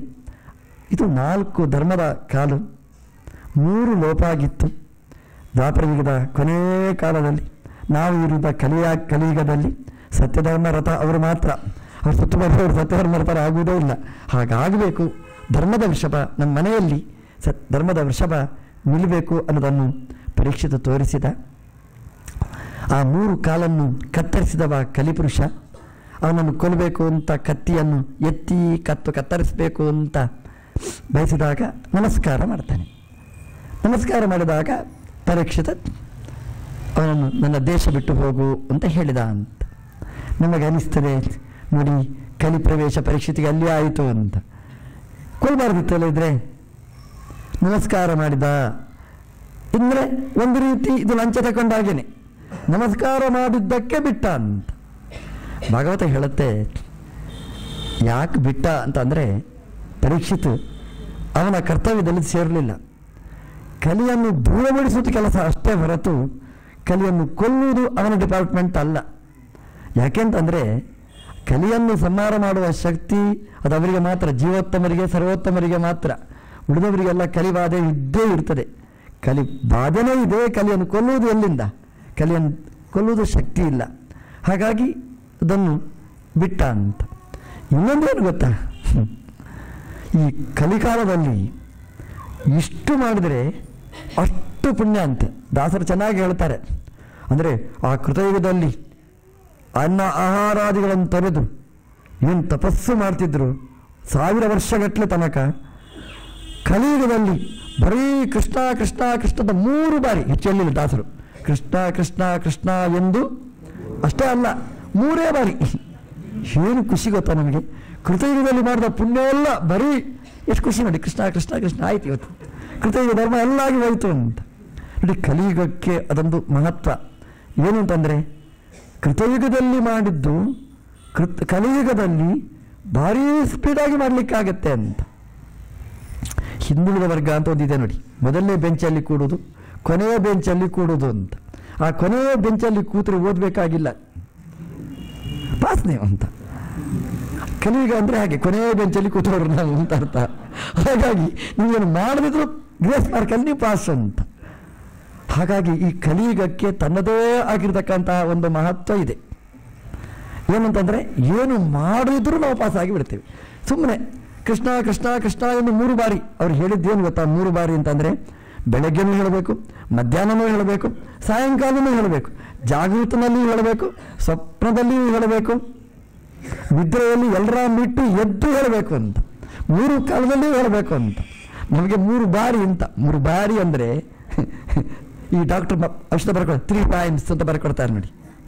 3 ಬಾರಿ ಅಂತ. 3 ಬಾರಿ ಅಂತಂದರೆ ಭೂತಕಾಲ, ವರ್ತಮಾನ ಕಾಲ, ಭವಿಷ್ಯತ್ ಕಾಲ, ಅಂದರೆ ಕಂಟಿನ್ಯೂಸ್ ಆಗಿ ಹೇಳಬೇಕು ಅಂತ ಅರ್ಥ. ಅದಕ್ಕೆ ಅಷ್ಟೇ, ಬಿಡ್ಲಿಕ್ಕಿಲ್ಲ ಅಲ್ಲಿ.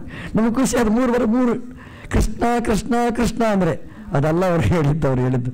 ಕಲಿಯುಗಕ್ಕಾಗಿ ಈ ವ್ಯಾಖ್ಯಾನ ಇರಲಿ ಬಿಡಿ, 3 ಬಾರಿ ಹೇಳಿದೆ ಅಷ್ಟಾದರೂ ಇರಲಿ, ಏನು ಹೇಳದೆ ಇರೋದಕ್ಕಿಂತ ಇಷ್ಟಾದರೂ ಹೇಳಿ ಅಂತ. ಕಲಿಯುಗಕ್ಕೆ ಇಂಥ ಒಂದು ಮಹತ್ವ ಇದೆ. ಕಲಿಂ ಸಮಾಜಯನ್ ತ್ಯಾರ್ಯಾಹ ಅಂತ ಹೇಳ್ತಾರೆ. ಕಲಿಯುಗವನ್ನು ದೊಡ್ಡವರು ಗೌರವಿಸ್ತಾರೆ ಅಂತೆ. ಅಂದರೆ ಭಾರೀ ಸಾಧನೆ ಮಾಡದೆ ಭಾರೀ ಪ್ರಯೋಜನ ಪಡೆಯಲಿಕ್ಕಾಗತ್ತೆ ಅಂತ. ಹಾಗಾಗಿ ಕಲಿಯುಗ ಅಂದರೆ ಕೃತಯುಗದಲ್ಲಿ ಹುಟ್ಟಿದವರು, ತ್ರೇತಾಯುಗದಲ್ಲಿ ಹುಟ್ಟಿದವರು ಹೊಟ್ಟೆ ಉರಿಸಿಕೊಳ್ತಾರಂತೆ. ಅಯ್ಯೋ ಛಾಯ, ನಾವು ಕೃತಯುಗದಲ್ಲಿ ಯಾಕೆ ಹುಟ್ಟಿದೆವು ಅಂತ, ಯಾಕೆ ತ್ರೇತಾಯುಗದಲ್ಲಿ ಹುಟ್ಟಿದೆವು ಅಂತ, ಕಲಿಯುಗದಲ್ಲಿ ಹುಟ್ಟಿದರೆ ಎಷ್ಟು ಚೆನ್ನಾಗಿರ್ತಿತ್ತು ಅಂತ. ಅದರಿಂದ ಪರೀಕ್ಷಿತನನ್ನು ನಾವು ಅಭಿಮಾನ ಮಾಡಬೇಕು ನಾವು, ಯಾಕಂದರೆ ಕಲಿಯನ್ನು ಉಳಿಸಿದ್ದಾರೆ ಅಂತ. ಕಲಿಯನ್ನು ದೂರ ಅಟ್ಟಿದ 4ರಲ್ಲಿ ಮಾತ್ರ ಕಲಿ ಪ್ರವೇಶ, ಇನ್ನೊಂದು ಪ್ಲಸ್ ಒಂದು 5ರಲ್ಲಿ ಮಾತ್ರ, ಉಳಿದದರಲ್ಲಿ ಅಲ್ಲ ಅಂತ. ದ್ಯೂತಂ ಪಾನಂ ಸ್ತ್ರೀಯ ಹಿಂಸಾ ಅಂತ 4ರಲ್ಲಿ ಅಂತ. ಇವತ್ತು ನೋಡಿ ಅಂತೆ ಕಲಿಯುವುದು ಅದರಲ್ಲಿ ದ್ಯೂತ. ಇವತ್ತು ದ್ಯೂತ ಇಲ್ಲ, ಅದರ ಬದಲಿ ಒಂದಿದೆ ನೋಡಿ, ಕ್ರಿಕೆಟ್ ಅಂತ ಆದರೆ ಸರಿ, ಒಲಿಂಪಿಕ್ ಏನು ಬೆಳಗ್ಗಿಂದ ರಾತ್ರಿ ತನಕ ನೋಡಿದ್ದು. ನೀವು ನೋಡಿದ್ರಿಂದ ಏನಾಯ್ತು ಹೇಳಿ? ನಿಮಗಾದ್ರೂ ಲಾಭ, ಅವರಿಗೆ ಏನಾದರೂ ಲಾಭ ಉಂಟಾ? ಟೈಮ್ ಪಾಸ್ ಬಿಟ್ಟರೆ ಏನಿಲ್ಲ, ನಿಲ್ಲ, ವೇಸ್ಟ್ ಅಂದರೆ ವೇಸ್ಟ್. ಕಲಿ ಬಂದಲ್ಲಿ ಕೂತಿರ್ತಾನೆ, ಇನ್ನೊಂದು ನೋಡು, ಚೂರು ನೋಡು, ಎಷ್ಟು ಸ್ಕೋರ್ ಆದರೆ ನಿಮ್ಗೇನು ಗಂಟು, ನಿಮಗೇನು ಮೇಲೆ ಕಳಿಸ್ತಾರ? ಏನು ಲಾಭ ಇಲ್ಲ, ಬರೀ ಅಂದರೆ ಇದರಲ್ಲಿ ಸಮಯಯಾಪನೆ ಮಾತ್ರ ಆಗಿಬಿಡ್ತದೆ ಹೊರತು ಏನಿಲ್ಲ. ದ್ಯೂತ ಹೇಗೋ ಹಾಗೇನೆ ಧರ್ಮರಾಜ ಎಲ್ಲ ಕಳ್ಕೊಂಡ. ನಾವು ಆಟ ಅಂತ ಹೇಳಿ ಎಲ್ಲವನ್ನೂ ಕಳ್ಕೊಳ್ತೇವೆ. ದ್ಯೂತಂ ಕಲಿ ಕೂತದ್ದೇ ಆಟದಲ್ಲಿ. ಇವತ್ತು ಪ್ರಪಂಚದಲ್ಲಿ ಪ್ರಧಾನ ತಿನ್ನಲಿಕ್ಕಿಲ್ಲದಿದ್ದರೂ ಆಟಕ್ಕೆ ತೊಂದರೆ ಇಲ್ಲ ಅಂತ. ಇದು ಒಂದು. ದ್ಯೂತಂ ಪಾನಂತ. ಪಾನ ಅಂತಂದರೆ ಕುಡಿಯುವುದು ಅಂತ. ಕುಡಿಯುವುದಂದರೆ ಕುಡಿಯಬಾರದ್ದನ್ನು ಕುಡಿಯುವುದು ಅಂತ. ಪಾನಂ ಅಂತ ಶಾಸ್ತ್ರದಲ್ಲಿ ಹೇಳ್ತಾರೆ. ನಾವು ಆಚರಣೆ ಮಾಡ್ತೇವೆ, ಆಚರಣೆ ಮಾಡುವಾಗ ಆಚಮನೆಗೆ ಕೇಳಿಸಬಾರ್ದಂತೆ, ಪಕ್ಕದಲ್ಲಿದ್ದವನಿಗೆ ಕೇಳಿಸಬಾರ್ದಂತೆ. ನಮ್ದೆಲ್ಲ ಹಾಗೇನೆ, ಆಚಮನೆ ಮಾಡುವಾಗ, ತೀರ್ಥ ತಗೊಳ್ಳುವಾಗ ಎಲ್ರಿಗೂ ಕೇಳಬೇಕು ಅಂತ. ಯಾಕಂದ್ರೆ ತೀರ್ಥ ತಗೊಳ್ತಾ ಅನ್ನೋದು ಗೊತ್ತಾಗಬೇಕಲ್ಲ, ಶಬ್ದ ಮಾಡಿ ತಗೊಳ್ಳೋದಂತ. ಅದು ಸುರಾಕ್ಕೆ ಸಮಾನ ಅಂತ ಹೇಳ್ತಾರೆ, ಕಳ್ಳಿಗೆ ಸಮಾನ ಅಂತ ಹೇಳ್ತಾರೆ. ಕಲಿ ಬಂದು ಕೂತಿರ್ತಾನೆ ನೋಡಿ. ಹಾಗಾಗಿ ಆಚಮನೆ ಮಾಡುವಾಗಲೇ ಮೂಡ್ ಔಟ್ ಆಗಿಬಿಡ್ತದೆ ನಮಗೆ. ಯಾಕಂದರೆ ಕಲಿ ಕೂತಿರ್ತಾನೆ. ಆಚಮನೆ ಮಾಡುವಾಗ ಶಬ್ದ ಆಗಬಾರ್ದು, ಆಚಮನೆ ಮಾಡುವಾಗ ಅನುಸಂಧಾನ ಇರಬೇಕು. ನಮ್ಮ ಹಿರಿಯರೆಲ್ಲ ಯಾವುದು ಪಾನ, ಯಾವುದು ಅಪಾನ, ಪೇಯ ಯಾವುದು, ಅಪೇಯ ಯಾವುದು, ಇದನ್ನೆಲ್ಲ ವ್ಯವಸ್ಥೆ ಮಾಡಿದ್ದಾರೆ ಅಂತ. ಸ್ತ್ರೀಯ ಅಂತ. ಸ್ತ್ರೀ ಅಂದರೆ ಸ್ತ್ರೀಯಲ್ಲಿ ಕಲಿ ಪ್ರವೇಶ, ಎಲ್ಲರೂ ಸನ್ಯಾಸಿಗಳಾಗಿ ಅಂತ ಹೇಳಿದಾಗಾಯ್ತು. ಯಾಕಂದರೆ ಹೆಣ್ಮಕ್ಳಲ್ಲಿ ಕಲಿ ಪ್ರವೇಶ ಅಂತಂದರೆ ಇನ್ನೊಂದು ಹೆಣ್ಮಕ್ಳನ್ನು ಬಿಟ್ಟು ಬಿಡಬೇಕು ಅಂತ ಹೇಳಿದಾಗಾಯ್ತು. ಹೆಣ್ಮಕ್ಳು ನಮ್ಮ ಆಚಾರ್ಯರು ಹೇಳ್ತಾರೆ, ಹೆಣ್ಮಕ್ಕಳಿಗೂ ಮೋಕ್ಷ ಇದೆ ಅಂತ, ಬರೀ ಗಂಡಸರಿಗೆ ಮಾತ್ರ ಅಲ್ಲ ಅಂತ. ಸ್ತ್ರೀ ಅಂತ ಬಂದರೆ ನಮ್ಮದಾಗದಿದ್ದ ಸ್ತ್ರೀ, ಪರಸ್ತ್ರೀ ಅಂತ ಅರ್ಥ. ಅಂದರೆ ಪರಸ್ತ್ರೀಯ ಚಿಂತನೆ ಮಾಡಿದ್ರೆ ಅಲ್ಲಿ ಕಲಿ ಅಂತ ಅದಕ್ಕೆ ಅರ್ಥ. ಸ್ತ್ರೀಯ ಹಿಂಸಾ, ಹಿಂಸೆ ಅಂತಂದರೆ ಅದರಲ್ಲಿ ಕಲಿ ಪ್ರವೇಶ ಇರ್ತೇ ಇರ್ತದೆ. ಇವತ್ತು ನಾವು ನೋಡ್ತೇವೆ, ಏನೇನು ಬಿಡಿಸಿ ಹೇಳೋದೇ ಬೇಡ. ಹಿಂಸೆ ಅಂತಂದರೆ ಅದು ಕಲಿಯುಗದಲ್ಲಿ ಹಿಂಸೆನೇ ಆಗಿಬಿಟ್ಟಿದೆ ಅಂತ. ಇನ್ನೊಂದು ಬಂಗಾರ ಅಂತ. ಜಾತರೂಪಂ ಅದಾತ್ ಪುನಶ್ಚ ಯಾಚಮಾನಾಯ ಜಾತರೂಪಂ ಅದಾತ್ ಪ್ರಭು. 4 ಕೊಟ್ಟ ನೋಡಿ. ಕೊಟ್ಟ ಮೇಲೆ ಕೇಳಿದಂತೆ ಪರೀಕ್ಷಿತ, 4 ಕೊಟ್ಟಿದ್ದೇನೆ ನೋಡು, 4 ಅಂದರೆ ಪೂರ್ತಿ ಕೊಟ್ಟಿದ್ದೇನೆ, ಹೋಗಿಬಿಡು ಅಂತ. ಪ್ಲೀಸ್ 1 ಅಂತ ಕೇಳಿದಂತೆ. ಇದಕ್ಕೆ ಕಲಿ ಅಂತ ಹೆಸರು. ಎಷ್ಟೇ ಕೊಡಿ, ಒಂಚೂರು ಕೊಡಿ ಅಂತ ನೀವು ಬೇಡುದು, ಅದು ಒಳಗಿಂದ ಆಗಿರ್ತದೆ. ಎಷ್ಟೇ ದಕ್ಷಿಣೆ ಕೊಡಿ, ಒಂದು 10 ರೂಪಾಯಿ ಜಾಸ್ತಿ ಕೊಟ್ಟಿದ್ರೆ ಏನು ಗಂಟೆ ಹೋಗ್ತಿತ್ತು. ಎಷ್ಟೇ ಕೊಡಿ ನೀವು, ಅದರ ಮೇಲೆ ಒಂಚೂರು ಅಂತ ಒಳಗೆ ಆಸೆ ಇರ್ತದೆ. 2 ಹಾಕಿದ್ದಾರೆ, 3ನೇದು ಹಾಕಿದರೆ ಏನಾಗ್ತಿತ್ತಲ್ಲ, ಅದು ಗಂಟೆ ಹೋಗ್ತಿತ್ತು ಅವರಿಗೆ. ಇದೊಂದು ಸ್ವಲ್ಪ ಆಸೆ ಅಂತ. ಅಂದರೆ ಇದು ಪುನಶ್ಚ ಯಾಚಮಾನಾಯ ಕಲಿ ಅಂದರೆ ಹಾಗೆ. ಅಂದರೆ ಇನ್ನೂ ಬೇಕು ಅನ್ನುವ ಆಸೆ, ಅದಕ್ಕೆ ಕಲಿ ಅಂತ ಹೆಸರು. ಎಲ್ಲ ಹೇಳ್ತಾರೆ ಜನ, ಊಟದಲ್ಲಿ ತೃಪ್ತಿ ಪಡಿಸ್, ಬೇಕಾದಷ್ಟು ಹಾಕಿ ಅಂತ. ನೀವು ಹಾಕಿ ನೋಡಿ, ಬೇಕಾದಷ್ಟು ಹಾಕಿ, ಆಮೇಲೆ ಪುನಃ ಬೇಕಾ ಅಂತ ಕೇಳಿ. ಅವ ಹೇಳಿದ ಕವರಲ್ಲಿ ಹಾಕಿ ಕೊಡಿ ಅಂತ ಹೇಳ್ತೀನಿ. ಬೇಡ ಅಂತ ಹೇಳೋದಿಲ್ಲ, ಯಾಕೆಂದರೆ ಅದು ಹಾಗೇನೆ, ಕಲಿ ಅಂದರೆ ಹಾಗೇನೆ, ಚೂರು ಕೊಡಿ ಅಂತ. ಅವ ಹೇಳಿದ ಪುನಶ್ಚ ಯಾಚಮಾನಾಯ ಜಾತರೂಪಂ ಅದಾತ್ ಪ್ರಭು ಅಂತ. ಬಂಗಾರವನ್ನು ಕೊಟ್ಟರಂತೆ. ಬಂಗಾರದಲ್ಲಿ ಕಲಿ ಅಂತ. ಭಾರಿ ಖುಷಿ ನಮಗೆ. ಅಂದರೆ ಆ ತಾಳಿ ತೆಗೆದು ಬಿಸಾಡೇ ಬಿಡ್ತೇವೆ. ಯಾಕಂದರೆ ಭಾಗವತಲ್ಲಿ ಹೇಳಿದ್ದಾರೆ ಬಂಗಾರದಲ್ಲಿ ಕಲಿ ಇದೆ ಅಂತ. ಬಂಗಾರದಲ್ಲಿ ಕಲಿ ಅಂತ ಅಂದರೆ ನಾವು ಸ್ಟಾಕ್ ಮಾಡ್ತೇವಲ್ಲ, ಉಪಯೋಗ ಮಾಡದೇ ಇರ್ತೇವಲ್ಲ, ಅದು ಅಂತ. ಅಂದರೆ ಎಲ್ಲಿ ನಾವು ದೈವ ಚಿಂತನೆ ಮಾಡುವುದಿಲ್ಲ, ಎಲ್ಲಿ ವಾಯುದೇವರು ಭಗವಂತ ಬರುವುದಿಲ್ಲ, ಅಂಥ ಬಂಗಾರ ಅಂತ ಅರ್ಥ. ಬಂಗಾರದಲ್ಲಿ ಭಗವಂತ ಕೂತರೆ ಅಲ್ಲಿ ಕಲಿ ಪ್ರವೇಶ ಆಗೋದಿಲ್ಲ. ಭಗವಂತ ವಾಯುದೇವರು ಕೂತರೆ ಅಲ್ಲಿ ಕಲೆ ಪ್ರವೇಶ ಆಗುವುದಿಲ್ಲ. ಬಂಗಾರದ್ದೇ ಶ್ರೀನಿವಾಸ ದೇವರಿದ್ದಾರೆ. ಸ್ವದೇಮಠದಲ್ಲಿ ವಾದಿರಾಜರಿಗೆ ಸಿಕ್ಕಿದ, ತಿರುಪತಿಯಲ್ಲಿ ಸಿಕ್ಕಿದ ಬಂಗಾರದ ಶ್ರೀನಿವಾಸ ಇದ್ದಾನೆ. ಯಾಕೆ ಕಲಿ ಇದೆ ಅಂತ ಬಿಸಾಡಲಿಕ್ಕಾಗತ್ತಾ? ದೇವರದು. ಹಾಗಾಗಿ ಏನಾಗೋದಿಲ್ಲ. ಶ್ರೀನಿವಾಸ ದೇವರ ಮೇಲೆಲ್ಲ ಬಂಗಾರ ಇದೆ, ಕಲಿ ಇದ್ದಾನೆ ತೆಗೆದು ಬಿಸಾಡಿ ಅಂತ ಹೇಳ್ತೀರಾ? ಬಂಗಾರದಲ್ಲಿ ಕಲಿ ಅಂದರೆ ದೇವರ ಸ್ಪರ್ಶ ಇಲ್ಲದಿದ್ದ ಬಂಗಾರ ಅಂತ ಅರ್ಥ. ಅದರಲ್ಲಿ ಕಲಿ ಪ್ರವೇಶ. ವಾಯುದೇವರಿಗೆ ಇಟ್ಟರೆ ಅಲ್ಲಿ ಕಲಿ ಪ್ರವೇಶ ಆಗೋದಿಲ್ಲ. ಆದರೆ ನಾವು ಹಾಕ್ಕೊಂಡ್ರೆ ಅಲ್ಲಿ ಕಲಿ ಪ್ರವೇಶ.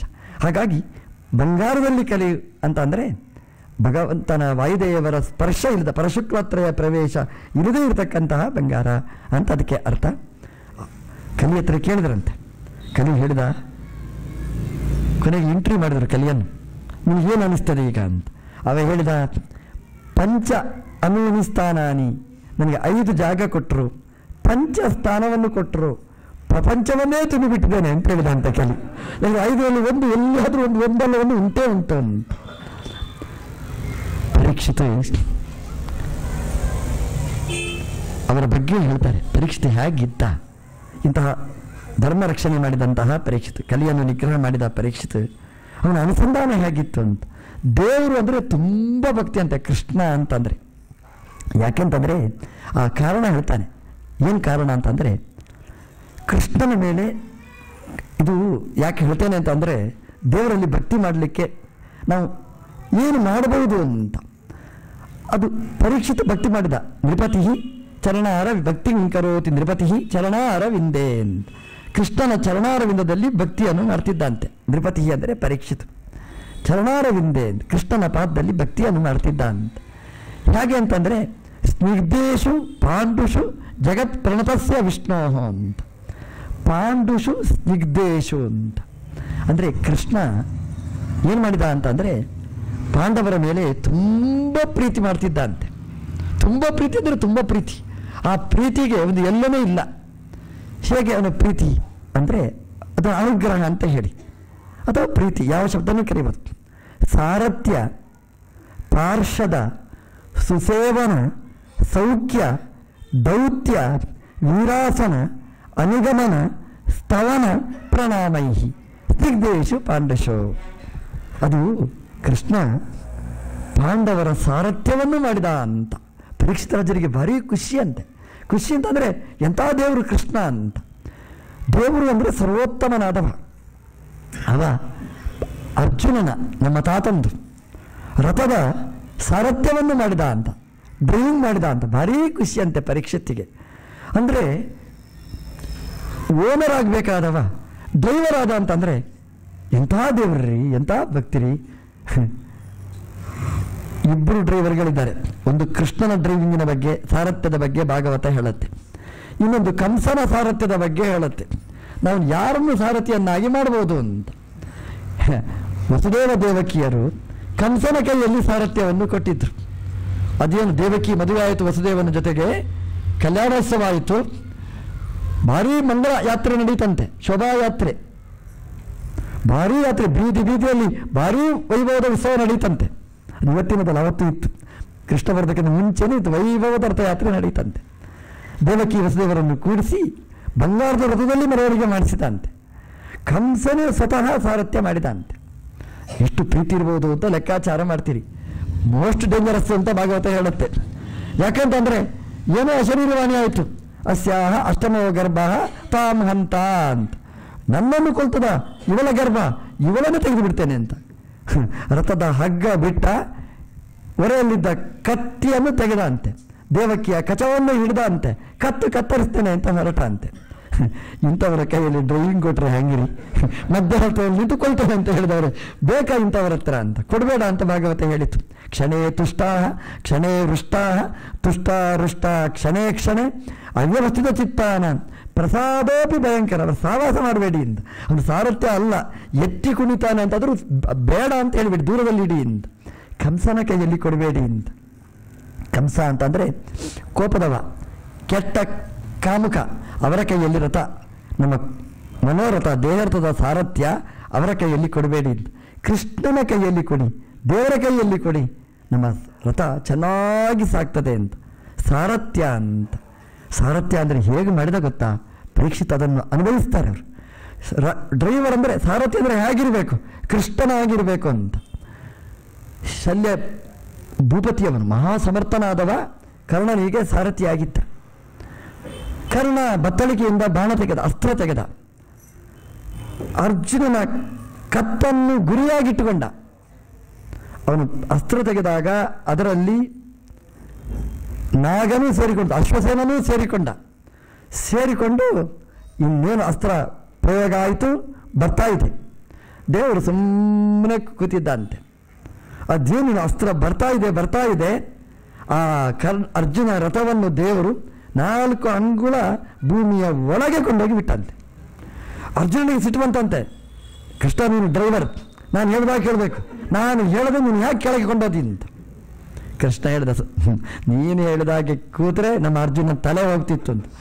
ಅರ್ಜುನ ನಿನ್ನ ತಲೆ ಹೋಗ್ತಿತ್ತು ಅಂತ ಕೇಳಿದಂತೆ. ಕೃಷ್ಣ, ನೋಡು, ಕರ್ಣ ಅಸ್ತ್ರ ಪ್ರಯೋಗ ಮಾಡಿದ್ದ, ಸರ್ಪಾಸ್ತ್ರ ಪ್ರಯೋಗ ಮಾಡಿದ್ದ. ಎಲ್ಲಿ ಲಕ್ಷ್ಯ ಮಾಡಿದ್ದ ಗೊತ್ತಾ? ನಿನ್ನ ಕತ್ತನ್ನು ಲಕ್ಷ್ಯವಾಗಿ ಇಟ್ಟುಕೊಂಡಿದ್ದ. ಒಂದು ವೇಳೆ ಬಾಣ ಅಸ್ತ್ರ ಬಂದಿದ್ರೆ ನಿನ್ನ ಕತ್ತು ಕತ್ತರಿಸಿ ಹೋಗ್ತಿತ್ತು. ಕೃಷ್ಣ ಏನು ಮಾಡಿದ ಗೊತ್ತಾ? ಅರ್ಜುನ 4 ಅಂಗುಳ ಇಳಿಸಿದ. ಏನಾಯ್ತು ಗೊತ್ತಾ? ಅದರಿಂದ ನಿನ್ನ ಕಿರೀಟ ಹೋಯಿತು ಅಷ್ಟೇ. ಅರ್ಜುನನಿಗೆ ಕೋಪ ಆಯ್ತು, ನನ್ನ ಕಿರೀಟ ಹೋಯಿತು ಅಂತ. ಈ ಗಾಡಿ ಓಡಿಸ್ತಾ ಇರ್ತೇವೆ ನೋಡಿ, ಕೆಲವರಿಗೆ ದುರ್ಬುದ್ಧಿ, ಕೈಯನ್ನು ಹೀಗೆ ಹಾಕಿ ಕೂಡಿಸ್ತಾರೆ, ಅದರಲ್ಲಿ ಎಲ್ಲ ವಸ್ತು ಇಟ್ಕೊಂಡಿರ್ತಾರೆ. ಅವರ ಕೈಯಲ್ಲಿ ಮೊಬೈಲ್ ಹೋಯ್ತು, ಗಾಡಿ ಓಡಿತು, ಬೈತಾನೆ, ನನ್ನ ಗಾಡಿ ಓಡಿಸ್ತೀಯಾ ಅಂತ. ಮೊಬೈಲ್ ಹೋಯ್ತು. ಮೊಬೈಲ್ ಅಲ್ಲ, ನಿಲ್ಲಿಸಿದ್ದು ನಿನ್ನ ಕೈಯೇ ಹೋಗ್ತಿತ್ತು ಅಂತ ಹೇಳ್ತಾರೆ, ಗಾಡಿ ಬಂದು ಅಂತ. ಕೃಷ್ಣ ಕಿರೀಟ ಬೀಳಿಸುವ ಹಾಗೆ ಮಾಡಿದ ಹೊರತು ಕತ್ತು ಉಳಿಸದ ದೇವರು. ಪರೀಕ್ಷಿತಿಗೆ ಇದು ಖುಷಿಯಂತೆ, ಅದನ್ನು ಎಂಜಾಯ್ ಮಾಡ್ತಾನಂತೆ. ಸಾರಥ್ಯ, ಎಂತಹ ಸಾರಥ್ಯ ಅಂದರೆ ಹೀಗೆ ಮಾಡಬೇಕು. ಯಾವಾಗ ನಮಗೆ ಸಮಸ್ಯೆ ಆಗುತ್ತೆ ಆ ಸಮಸ್ಯೆಯಿಂದ ಪಾರು ಮಾಡೋನಾಗಬೇಕು. ಯಾವುದೇ ಸಾರಥಿ ಮುಂದೆ ಕೊಂಡೋಗ್ಬೋದು, ಈಚೆ ಕೊಂಡೋಗ್ಬೋದು, ಆಚೆ ಕೊಂಡೋಗ್ಬೋದು ಅಷ್ಟೇ. ಅದು ಕೆಳಗಿನ ತನಕ ಕೊಂಡೋಗಿ ರಕ್ಷಣೆ ಮಾಡ್ತಾನೆ ಅಂತ ಆದರೆ ಅದು ದೇವರು ಮಾತ್ರ, ಕೃಷ್ಣ ಮಾತ್ರ ಹೊರತು ಇನ್ನೊಬ್ಬರಿಗೆ ಸಾಧ್ಯನೇ ಇಲ್ಲ. ಪರೀಕ್ಷಿತ್ ಹೇಳ್ತಾನೆ, ಅಂತಹ ಜಗತ್ ಪ್ರಣತಸ್ಯ ವಿಷ್ಣು ಭಕ್ತಿ ನೃಪತಿ ಭಕ್ತಿ ಕರೋತಿ ಚರಣಾರವಿಂದೆ. ಅಂತಹ ಕೃಷ್ಣನ ಪದದಲ್ಲಿ ಭಕ್ತಿಯನ್ನು ಮಾಡಿದ ಅಂತೆ. ಪಾರ್ಷದ ದೂತ್ ಸವನ ಸುಸೇವನ ದೌತ್ಯ ಸಖ್ಯ, ಇಂತಹ ಭಕ್ತಿ ಕೃಷ್ಣನದ್ದು. ಪಾರ್ಷದ ಅಂತ, ಪಾರ್ಷದ ಅಂದರೆ ಎರಡೂ ಆಗ್ಬೋದು, ಪರಿಷದ್ಗತ ಪಾರ್ಷದ ಅಥವಾ ದ್ವಾರ ಕಾಯುವಂಥದ್ದು. ನಮ್ಮ ದೇವರು ಏನು ಮಾಡಿದ ಅಂತಂದರೆ ಬಾಗಿಲು ಕಾದ ಅಂತ. ಬರೀ ತ್ರಿವಿಕ್ರಮನಾಗಿ ಬಲಿಯ ಮನೆಯ ಬಾಗಿಲ ಕಾದ ಅಷ್ಟೇ ಅಲ್ಲ. ನಮ್ಮ ದೇವರು ಆ ಶಿಬಿರ ಇತ್ತು, ಆ ಶಿಬಿರದಲ್ಲಿ ದೇವರೇ ಬಾಗಿಲು ಕಾಯ್ತಿದ್ದ ಅಂತ, ಯಾರಾದರೂ ಬರ್ತಾರ ಅಂತ. ಅಶ್ವತ್ಥಾಮ ಬಂದ ರಾತ್ರಿಯಲ್ಲಿ ಬಿಟ್ಟ, ಅದು ಬೇರೆ ಬಿಡಿ. ಆದರೆ ನಮ್ಮ ದೇವರೇ ಬಾಗಿಲು ಕಾದ ಅಂತಂದರೆ, ವಾಸುದೇವ ಬಾಗಿಲು ಕಾಯ್ತಿದ್ದ ಅಂತೆ ದೇವರು. ಪರೀಕ್ಷಿತ ಅದನ್ನು ಅನುಭವಿಸ್ತಾನೆ. ಬಾಗಿಲು ಕಾಯುವ ಕೆಲಸ ಅಂತ, ಅದು ಅದರಷ್ಟು ನಿಕೃಷ್ಟ ಕೆಲಸ, ಕಷ್ಟದ ಕೆಲಸ ಮತ್ತೊಂದಿಲ್ಲ ಅಂತ. ಯಾರನ್ನು ಒಳಗೆ ಬಿಡಬೇಕು, ಯಾರನ್ನು ಬಿಡಬಾರ್ದು ತೀರ್ಮಾನ ಮಾಡೋದು ಕಷ್ಟ ಅಂತ. ಪಾರ್ಷದ ಅಂತಂದರೆ ಸಭೆಯಲ್ಲಿ ಕೂತು ಸಭೆಗೆ ಮೆರಗು ಕೊಡ್ತಿದ್ದ. ಯಾವ ಸಭೆಯಲ್ಲಿ ಕೃಷ್ಣ ಕೂತಿದ್ದ, ಏನು ಸೊಬಗು! ಆ ಕೊನೆಯ ರಾಜಸೂಯದ ಕೊನೆಯ ಘಟ್ಟದಲ್ಲಿ ಎಲ್ಲ ಪಾಂಡವರ ಜೊತೆಗೆ ಕೃಷ್ಣ ಕೂತಿದ್ದ ಅಂತೆ. ದುರ್ಯೋಧನ ಬಿದ್ದ, ಅದು ಬೇರೆ. ಏನು ಸಭೆಗೊಂದು ಚಂದ ಅಂತ ಹೇಳ್ತಾರೆ. ಸುಸೇವನ, ಪಾಂಡವರನ್ನು ಸೇವಿಸುವ ಕ್ರಮ, ದೌತ್ಯ, ಸಖ್ಯ, ದೂತತ್ವವನ್ನು ಮಾಡಿದ ಭಗವಂತ ದೂತನಾಗಿ ಬಿಡ್ತಾನೆ ಅಂತೆ. ನಾವೊಂದು ಕೆಲಸ ಹೇಳ್ತೇವೆ, ರೀ ನಾವು ಸ್ವಲ್ಪ ಸಹಾಯ ಮಾಡ್ತೀರಾ, ಆ ಮನೆಗೆ ಹೋಗಿ ಸ್ವಲ್ಪ ಅರ್ಧ ಗಂಟೆ ಬಿಟ್ಟು ಬರ್ತಾರೆ ಅಂತ ಹೇಳ್ತೀರಾ? ನಾನು ನಿಮ್ಮ ದೂತ ಅಲ್ಲ ಅಂತ ಹೇಳ್ತೇವೆ. ನಮಗೆ ನಾಚಿಕೆ, ಅದು ನಮ್ಮ ಸ್ಥಾನಕ್ಕೇ ಕೊರತೆ ಅಂತ ತಿಳ್ಕೊಳ್ತೇವೆ. ಸರ್ವೋತ್ತಮವಾದ ಭಗವಂತ ಅರ್ಜುನ ಎಲ್ಲಿ ಲೆಕ್ಕ, ಪಾಂಡವರ ದೂತನಾಗಿ ಬಿಡ್ತಾನೆ ಅಂತ ದೇವರು. ಪಾಂಡವರ ಪಕ್ಷದಲ್ಲಿ ನಿಂತು ಅವಮಾನ ಮಾಡುವ ದುರ್ಯೋಧನನ ಮನೆಗೆ ಹೋಗಿ ಕೃಷ್ಣ ದೌತ್ಯವನ್ನು ಮಾಡ್ತಾನೆ. ಪಾಂಡವರ ಜೊತೆ ಪಾಂಡವರು 5 ಗ್ರಾಮವನ್ನು ಕೇಳ್ತಾರೆ. ದುರ್ಯೋಧನ ಕೊಡು ಅಂತ ದೇವರು ಕೇಳ್ತಾನೆ ಅಂತ. ಕೊಡುಗೈದಾನೆ ದೇವರು, ಹೋಗಿ ಕೊಡು ಅಂತ ಕೇಳ್ತಾನೆ ಅಂತ. ಹೋಗಿ ಪಾಪಿಯಾದ ಕಲಿ ಹತ್ರ ಹೋಗಿ ಕೇಳ್ತಾನಂತೆ. ಕಲಿ ಅಂದರೆ ಮೈನಸ್ ಅಂತ ಅರ್ಥ. ಕಲಿ ಅಂದರೆ ಕಳಿಯುವುದು ಅಂತ ಹೇಳ್ತೇವೆ ನೋಡಿ. ಎಲ್ಲ ಸದ್ಗುಣಗಳು ಮೈನಸ್, ಏನೂ ಇರುವುದಿಲ್ಲ ಅಲ್ಲಿ. ಭಕ್ತಿ ಅಂದರೆ 0. ಅಂಥವನ ಹತ್ರ ಹೋಗಿ ಕೈ ಒಡ್ಡಿದ ನೋಡಿ ಕೃಷ್ಣ. ಯಾಕೆ ಕೈ ಒಡ್ಡಿದ? ದೂತನಾಗಿ, ಬರೀ ಪಾಂಡವರಿಗೋಸ್ಕರ, ತನಗೋಸ್ಕರ ಅಲ್ಲ. ಯಾರ ಹತ್ರ ಕೇಳ್ಬೋದು ಗೊತ್ತಾ? ಯಾರ ಹತ್ರ ದೌತ್ಯವನ್ನು ಮಾಡಿ ಬೇಡಬಹುದು ಅಂದರೆ ಕೊಡ್ತಾನೆ ಅಂತ ಆದರೆ ಹೋಗಿ ಕೇಳ್ಬೋದು. 100% ಗೊತ್ತು ಕೊಡುವುದಿಲ್ಲ ಅಂತ. ಸೂಜಗ್ರ ವೇದ್ಯ ಅಂತ ಹೇಳ್ತಾನೆ. ಸೂಜಿ ಹಾಕುವಷ್ಟು ಜಾಗವನ್ನೂ ಕೊಡುವುದಿಲ್ಲ ಅಂತ ಹೇಳ್ತಾನೆ. ಗೊತ್ತಿತ್ತು ದೇವರಿಗೆ, ಆದರೂ ಹೋಗಿ ಕೇಳಿದ ನೋಡಿ. ಕಟ್ಟಿ ಹಾಕಲಿಕ್ಕೆ ಬೇಕಾದ ಹುನ್ನಾರ ಮಾಡ್ತಾನೆ, ಗೊತ್ತಿತ್ತು, ಆದರೂ ಹೋದ ನೋಡಿ ದೇವರು. ಎಲ್ಲರ ಮುಂದೆ ಕೂತಿರ್ತಾನೆ, ಅವಮಾನ ಮಾಡ್ತಾನೆ ಅಂತ ಗೊತ್ತಿತ್ತು, ಆದರೂ ದೇವರು ಹೋದ ನೋಡಿ. ಪರೀಕ್ಷಿತ ರಾಜರಿಗೆ ಖುಷಿ ಅಂದರೆ ಹೀಗೆ, ನಮ್ಮ ತಾತಂದಿರ ದೂತನಾಗಿ ಹೋದ ದೇವರು ಅಂತ. ನಾವು ದೇವರ ದೂತ ಆದರೆ ದೇವರು ನಮ್ಮ ದೂತನಾಗ್ತಾನೆ ಅಂತ. ಇದು ಪರೀಕ್ಷಿತ ರಾಜರು ಕೊಟ್ಟ ಚಿಂತನೆ ನಮಗೆ. ದೇವರ ದೂತ ಅಂತಂದರೆ ದೇವರು ಏನು ಹೇಳಿದ್ದಾರೆ ಅದನ್ನು ಎಲ್ಲಿ ಒಪ್ಪಿಸಬೇಕು ಅದನ್ನು ಒಪ್ಪಿಸಬೇಕು. ದೇವರ ದೌತ್ಯ ಅಂತಂದರೆ ದೇವರ ತತ್ವವನ್ನು ಇನ್ನೊಬ್ಬರಿಗೆ ತಿಳಿಸಿಕೊಡಬೇಕು. ದೇವರ ದೂತ ನಾವಾಗಬೇಕು. ಶಾಸ್ತ್ರ ಹೇಳಿದ್ದನ್ನು ನಾವು, ನಮ್ಮ ಕರ್ತವ್ಯ ಅದನ್ನು ಇನ್ನೊಬ್ಬರಿಗೆ ಹೇಳಬೇಕು. ಈಗೆಲ್ಲ ಮಿನಿ ಪುಸ್ತಕಗಳು ಬಂದಿವೆ. ಏನು ಅಂದರೆ, ಈ ಬೈಬಲ್ ಪುಸ್ತಕ ನೀವು ಹಂಚಿದರೆ ನಿಮಗೆ ಯೇಸು ಭಾರೀ ಅನುಗ್ರಹ ಮಾಡ್ತಾನೆ. ನಮ್ಮದು ಕದ್ದು ಹೇಳಿದ್ದವರೆಲ್ಲ ನಮ್ಮಲ್ಲಿ ಇರುವುದು ಇದನ್ನು ಯಾರಿಗೆ ಮದ್ಭಕ್ತೇಶ ವಿದಾಸ್ಯತಿ, ಭಕ್ತರಿಗೆ ಯಾರು ಹೇಳ್ತಾನೆ ಅವರಿಗೆ ಪುಣ್ಯ ಅಂತ. ಅದನ್ನು ಕದ್ದು ಹೋಗಿ ಅದನ್ನು ಹಾಗೆ ಹೇಳ್ತಾರೆ. ಅಂಥದ್ದೆಲ್ಲ ಹಂಚಿದರೆ ಪುಣ್ಯ ಅಲ್ಲ. ಯಾವುದು ಅಂದರೆ ದೂತನಾಗಿ ಭಗವಂತ ಹೇಳಿದ್ದನ್ನು ನಾವು ಹಂಚಿದರೆ ಭಗವಂತ ಅನುಗ್ರಹಿಸ್ತಾನೆ. ಅದನ್ನು ನೆನಪಿಸಿಕೊಳ್ತಾರೆ. ಹೀಗೆ ಕೃಷ್ಣ ನಾನು ನೆನಪಿಸಿಕೊಂಡು ನಿಪತಿ ಚರಣ ಅರವಿಂದೇ ಭಕ್ತಿಂ ಕರೋತಿ, ಭಕ್ತಿಯನ್ನು ಮಾಡಿದಂತಹ ಶ್ರೇಷ್ಠ ರಾಜ ಪರೀಕ್ಷಿತ. 2 ಮುಖವನ್ನು ಹೇಳ್ತಾರೆ. ಗಮನಿಸಬೇಕು ಭಾಗವತ ಹೇಳುವ ಕ್ರಮ. ಇವತ್ತು ರಾಜರನ್ನು ನೆನಪಿಸ್ತೇವೆ ನಾವು. ಬೆಳಗ್ಗೆ ಎದ್ದ ತಕ್ಷಣ ಮಾಂದಾತ, ನೌಷ, ಅಂಬರೀಷ, ಸಗರೋ, ರಾಜ, ಪೃತುರು, ಹಯ್ಯಯ, ಈ ರಾಜರನ್ನೆಲ್ಲ ಬೆಳಗಾದ ತಕ್ಷಣ ನೆನಪಿಸ್ತೇವೆ. ಯಾಕಂದರೆ 2 ಮುಖ ಅವರದ್ದು. ಸಿಂಹಾಸನದಲ್ಲಿ ಕೂತು ಒಳ್ಳೆಯ ರಾಜ್ಯಭಾರ ಮಾಡಿ ಒಳ್ಳೆಯ ದಕ್ಷ ಆಡಳಿತವನ್ನು ಕೊಟ್ಟವರು. ಬೇಡ ಅಂತಾದಾಗ ಅದನ್ನು ಉತ್ತರಾಧಿಕಾರಿಗಳಿಗೆ ಕೊಟ್ಟು ದೂರಕ್ಕೆ ಹರಿದ ಬಟ್ಟೆಯನ್ನು ಬಿಸಾಡಿದ ಹಾಗೆ ಬಿಸಾಡಿ ಹೋದವರು, ಎಲೆ ಬಿಸಾಡಿದ ಹಾಗೆ ಬಿಸಾಡಿ ಹೋದವರು. ಅದರ ಜೊತೆಗೆ ಇನ್ನೊಂದು ದೇವರ ಎಚ್ಚರ, ಧರ್ಮದ ಅನುಸಂಧಾನ, ಧರ್ಮಜ್ಞರ ಮೇಲೆ ಭಕ್ತಿ, ಪ್ರೀತಿ, ಅದು ಅಗಾಧವಾದ್ದು. 2 ಅಂಶಗಳು. ಅವರು ರಾಜ್ಯಭಾರ ಮಾಡುವಾಗ ಭಗವಂತನನ್ನು ನೆನಪಿಸಿಕೊಂಡು ರಾಜ್ಯಭಾರ ಮಾಡ್ತಿದ್ರು. ಇದು 2 ನಮ್ಮ ರಾಜರುಗಳಲ್ಲಿ ನಾವು ಕಾಣಬಹುದು. ತತ್ತು ಅಂದರೆ ಇವತ್ತು ರಾಜರಲ್ಲಿ ಇಲ್ಲದೇ ಇರತಕ್ಕಂಥದ್ದು ಅಂತ ಭಾಗವತ ನೆನಪಿಸ್ತಾ ಇದೆ. ಹಾಗಾಗಿ ಪರೀಕ್ಷಿತನ್ನು ಇವತ್ತೂ ನಾವು ನೆನಪಿಸಿಕೊಳ್ತೇವೆ. ಅಂತಹ ಪರೀಕ್ಷಿತ ಶಾಪಗ್ರಸ್ತನಾಗಿ ಗಂಗಾ ತೀರಕ್ಕೆ ಬಂದು ಭಾಗವತವನ್ನು ಕೇಳ್ತಾನೆ. ಶಾಪಗ್ರಸ್ತ, ಈ ಶಬ್ದ ಎಷ್ಟರ ಮಟ್ಟಿಗೆ ಸರಿ ಶಬ್ದ ಪ್ರಯೋಗ ಮಾಡ್ಬೋದು ಅಂತ. ಶಾಪಗ್ರಸ್ತ ಅಂತಂದರೆ ಅದು ಪ್ರಾರಬ್ಧ ಇತ್ತು ಅವನಿಗೆ ಅಷ್ಟೇ ಹೊರತು ಅದಕ್ಕಿಂತ ಹೆಚ್ಚಿನದ್ದೇನೂ ಅಲ್ಲ. ಅವಮಾನ ಮಾಡಬೇಕು ಅಂತ ಮಾಡಿದ್ದಲ್ಲ. ದೇವರ ಭಕ್ತರ ಮೇಲೆ ಅಗಾಧವಾದ ಭಕ್ತಿ, ಅದು ಪರೀಕ್ಷಿತನ ಶಬ್ದದಿಂದಲೇ ನಾವು ಗಮನಿಸ್ತೇವೆ. ಅವನು ಮತ್ತೆ ವಾಪಸ್ ಬರುವಾಗ ಶಮೀಕಮನಿಗಳಿಗೆ ಹಾವಿನ ಶವವನ್ನು ಕೊರಳಿಗೆ ಹಾಕಿ ವಾಪಸ್ ಬರುವಾಗ ಅನುಸಂಧಾನ ಮಾಡ್ತಾನೆ, ನಾನು ಮಾಡಿದ ತಪ್ಪಿಗೆ ಶಿಕ್ಷೆ ಇದ್ದರೆ ಅದು ಮರಣಾಂತ ಪ್ರಾಯಶ್ಚಿತ್ತ ಅಂತ. ಎಂದಾದರೂ ನಮ್ಮ ಬಾಯಲ್ಲಿ ಬರ್ಬೋದಾ? ಇದು ಪರೀಕ್ಷೆಯಲ್ಲಿ ಮಾತ್ರ ಬರ್ಬಹುದಾದ್ದು. ಅಂದರೆ ಸುಮ್ಮನೆ ಒಂದು ಉರಗ ಶವವನ್ನು ಕೊರಳಿಗೆ ಹಾಕಿದ್ದಕ್ಕೆ ಎಂಥ ಪ್ರಾಯಶ್ಚಿತ್ತ ಮಾಡಬೇಕು ಅಂತ ತೀರ್ಮಾನ ಮಾಡಿದ್ದ ಅಂತಂದರೆ ಮರಣಾಂತ ಪ್ರಾಯಶ್ಚಿತ್ತ, ಸಾಯಬೇಕು ಅಂತ ತೀರ್ಮಾನ ಮಾಡ್ತಾನೆ ಅಂತಂದರೆ ಎಷ್ಟು ದೊಡ್ಡ ರಾಜ, ಎಂಥ ಚಿಂತನೆ ಅದನ್ನು ಭಾಗವತ ನೆನಪಿಸ್ತದೆ ಅಂತ. ನಾವು ತಪ್ಪು ಮಾಡ್ತೇವೆ, ತಪ್ಪು ಮಾಡಿದ ತಕ್ಷಣ ಅದಕ್ಕೆ ಪರಿಮಾರ್ಜನೆ ನಾವು ಅನುಸಂಧಾನ ಮಾಡಬೇಕಂತೆ. ಪರೀಕ್ಷೆ ದೊಡ್ಡವರು ಅಂದರೆ ಹಾಗೆ ಜಾರ್ತಾರೆ, ಜಾರಿದ ತಕ್ಷಣ ಗಟ್ಟಿಯಾಗಿ ನಿಲ್ತಾರೆ. ನಾವು ಜಾರ್ತೇವೆ, ಬೀಳ್ತೇವೆ, ಅಷ್ಟೇ ವ್ಯತ್ಯಾಸ. ನಿತ್ಯ ತಪ್ಪು ಮಾಡ್ತೇವೆ. ತಪ್ಪು ಮಾಡಿದಾಗ ಮರುಕ್ಷಣದಲ್ಲಿ ನಾವು ಮಾಡಿದ ತಪ್ಪಿನ ವಿಶ್ವರೂಪ ದರ್ಶನ ನಮಗಾಗಬೇಕು. ತಪ್ಪು ಮಾಡಿದೆ, ಏನು ತಪ್ಪಾಯಿತು, ಯಾಕೆ ತಪ್ಪಾಯಿತು, ಈ ತಪ್ಪನ್ನು ತಿದ್ದುಕೊಳ್ಳೋದು ಹೇಗೆ, ಇಂಥ ಗುಣವನ್ನು ನಾವು ಬೆಳೆಸಿಕೊಳ್ಳಬೇಕು. ದಿನ ರಾತ್ರಿ ಡೈರಿ ಬರೀಬೇಕು, ಏನು ನನ್ನಿಂದ ತಪ್ಪಾಯಿತು ಅಂತ. ತಪ್ಪು ಮಾಡೋದು ಸಹಜ, ಜಾರುವುದು ಸಹಜನೇ. ಕಾಲಿದ್ದ ಮೇಲೆ ನೀರಿದ್ದ ಮೇಲೆ ಜಾರ್ತೇವೆ, ಆದರೆ ಬೀಳಬಾರ್ದು ಅಂತ ಭಾಗವತ ಹೇಳೋದು. ನೀವು ಜಾಗ್ರತೆ ಮಾಡಿಕೊಳ್ಳಿ, ರೂಢಿಸಿಕೊಳ್ಳಿ, ಬಿದ್ದಲ್ಲಿ ಮತ್ತೆ ಬೀಳಬೇಡಿ ಅಂತ. ಅಂದರೆ ನಮ್ಮನ್ನು ತಿದ್ದಿಕೊಳ್ಳಬೇಕು ಅನ್ನೋದನ್ನು ಭಾಗವತ ಹೇಳುತ್ತೆ. ನೋಡಿ, ಎಷ್ಟು ಚಿಕ್ಕ ತಪ್ಪು ಮಾಡಿದರೆ ಪರೀಕ್ಷಿತ್ತು ಅದನ್ನು ಅನುಸಂಧಾನ ಮಾಡಿ, ನಾನು ಮಾಡಿದ ತಪ್ಪು ಅದಕ್ಕೆ ಪ್ರಾಯಶ್ಚಿತ್ತ, ಮರಣಾಂತಕ ಪ್ರಾಯಶ್ಚಿತ್ತ. ಶಮೀಕರು ಹೇಳಿ ಕಳಿಸ್ತಾರೆ ಗೌರಮುಖನ ಮೂಲಕ, ನಿನಗೆ 7 ದಿನದ ಅವಧಿ ಮಾತ್ರ ಇರೋದು ಅಂತ. ಏನು ಖುಷಿಯಾಯಿತು ಗೊತ್ತಾ? ಅವನ ಅನುಸಂಧಾನ ಶಮೀಕರು ಹೇಳಿದ್ದು ಎರಡೂ ಸರಿಯಾಗಿತ್ತು ನೋಡಿ. ಅಂದರೆ ಮುಂದೇನಾಗ್ಬೋದು ಅನ್ನುವ ವಿಷನ್ ಅವರಿಗಿತ್ತು. ನನಗೆ ಹೀಗಾಗ್ಬೋದು, ಮರಣಾಂತವಾದ ಸ್ಥಿತಿ ಬರ್ಬೋದು ಅಂತ ಮೊದಲೇ ಗೊತ್ತಿತ್ತು. ತಪ್ಪು ಮಾಡಿದವನಿಗೆ ಶಿಕ್ಷೆಯ ಅರಿವು ಇರಬೇಕು ಅನ್ನೋದನ್ನು ಭಾಗವತ ಹೇಳಿತು.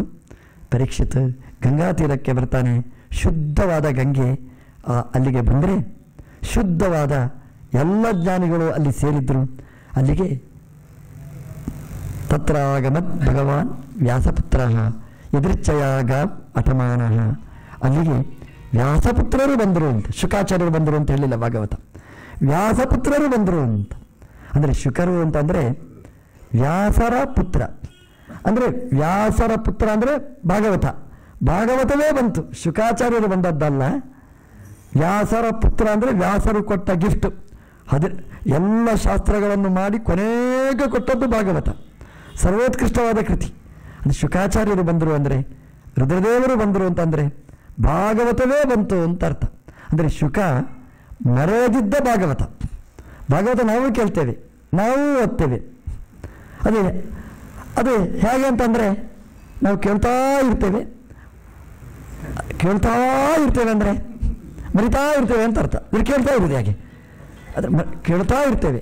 ಪರೀಕ್ಷಿತ್ ಅನ್ನಕ್ಕೆ ಹತ್ತಿರ ಬಂದಿರತಕ್ಕಂತಹ ಶುಕಾಚಾರ್ಯರು, ಅದು ರೆಕಾರ್ಡ್, ಅದು ಇನ್ನೇನು ಎಂದೆಂದು ಹೋಗ್ಲಿಕ್ಕಿಲ್ವೇ ಇಲ್ಲ, ಹಾಗೆ ಗಟ್ಟಿಯಾಗಿ ಕೇಳಿರ್ತಕ್ಕಂಥವ್ರು. ಅದಕ್ಕೆ ವ್ಯಾಸಪುತ್ರ, ವ್ಯಾಸರ ಸೃಷ್ಟಿ ಶುಕಾಚಾರ್ಯರು ಅಲ್ಲಿಗೆ ಬರ್ತಾರೆ.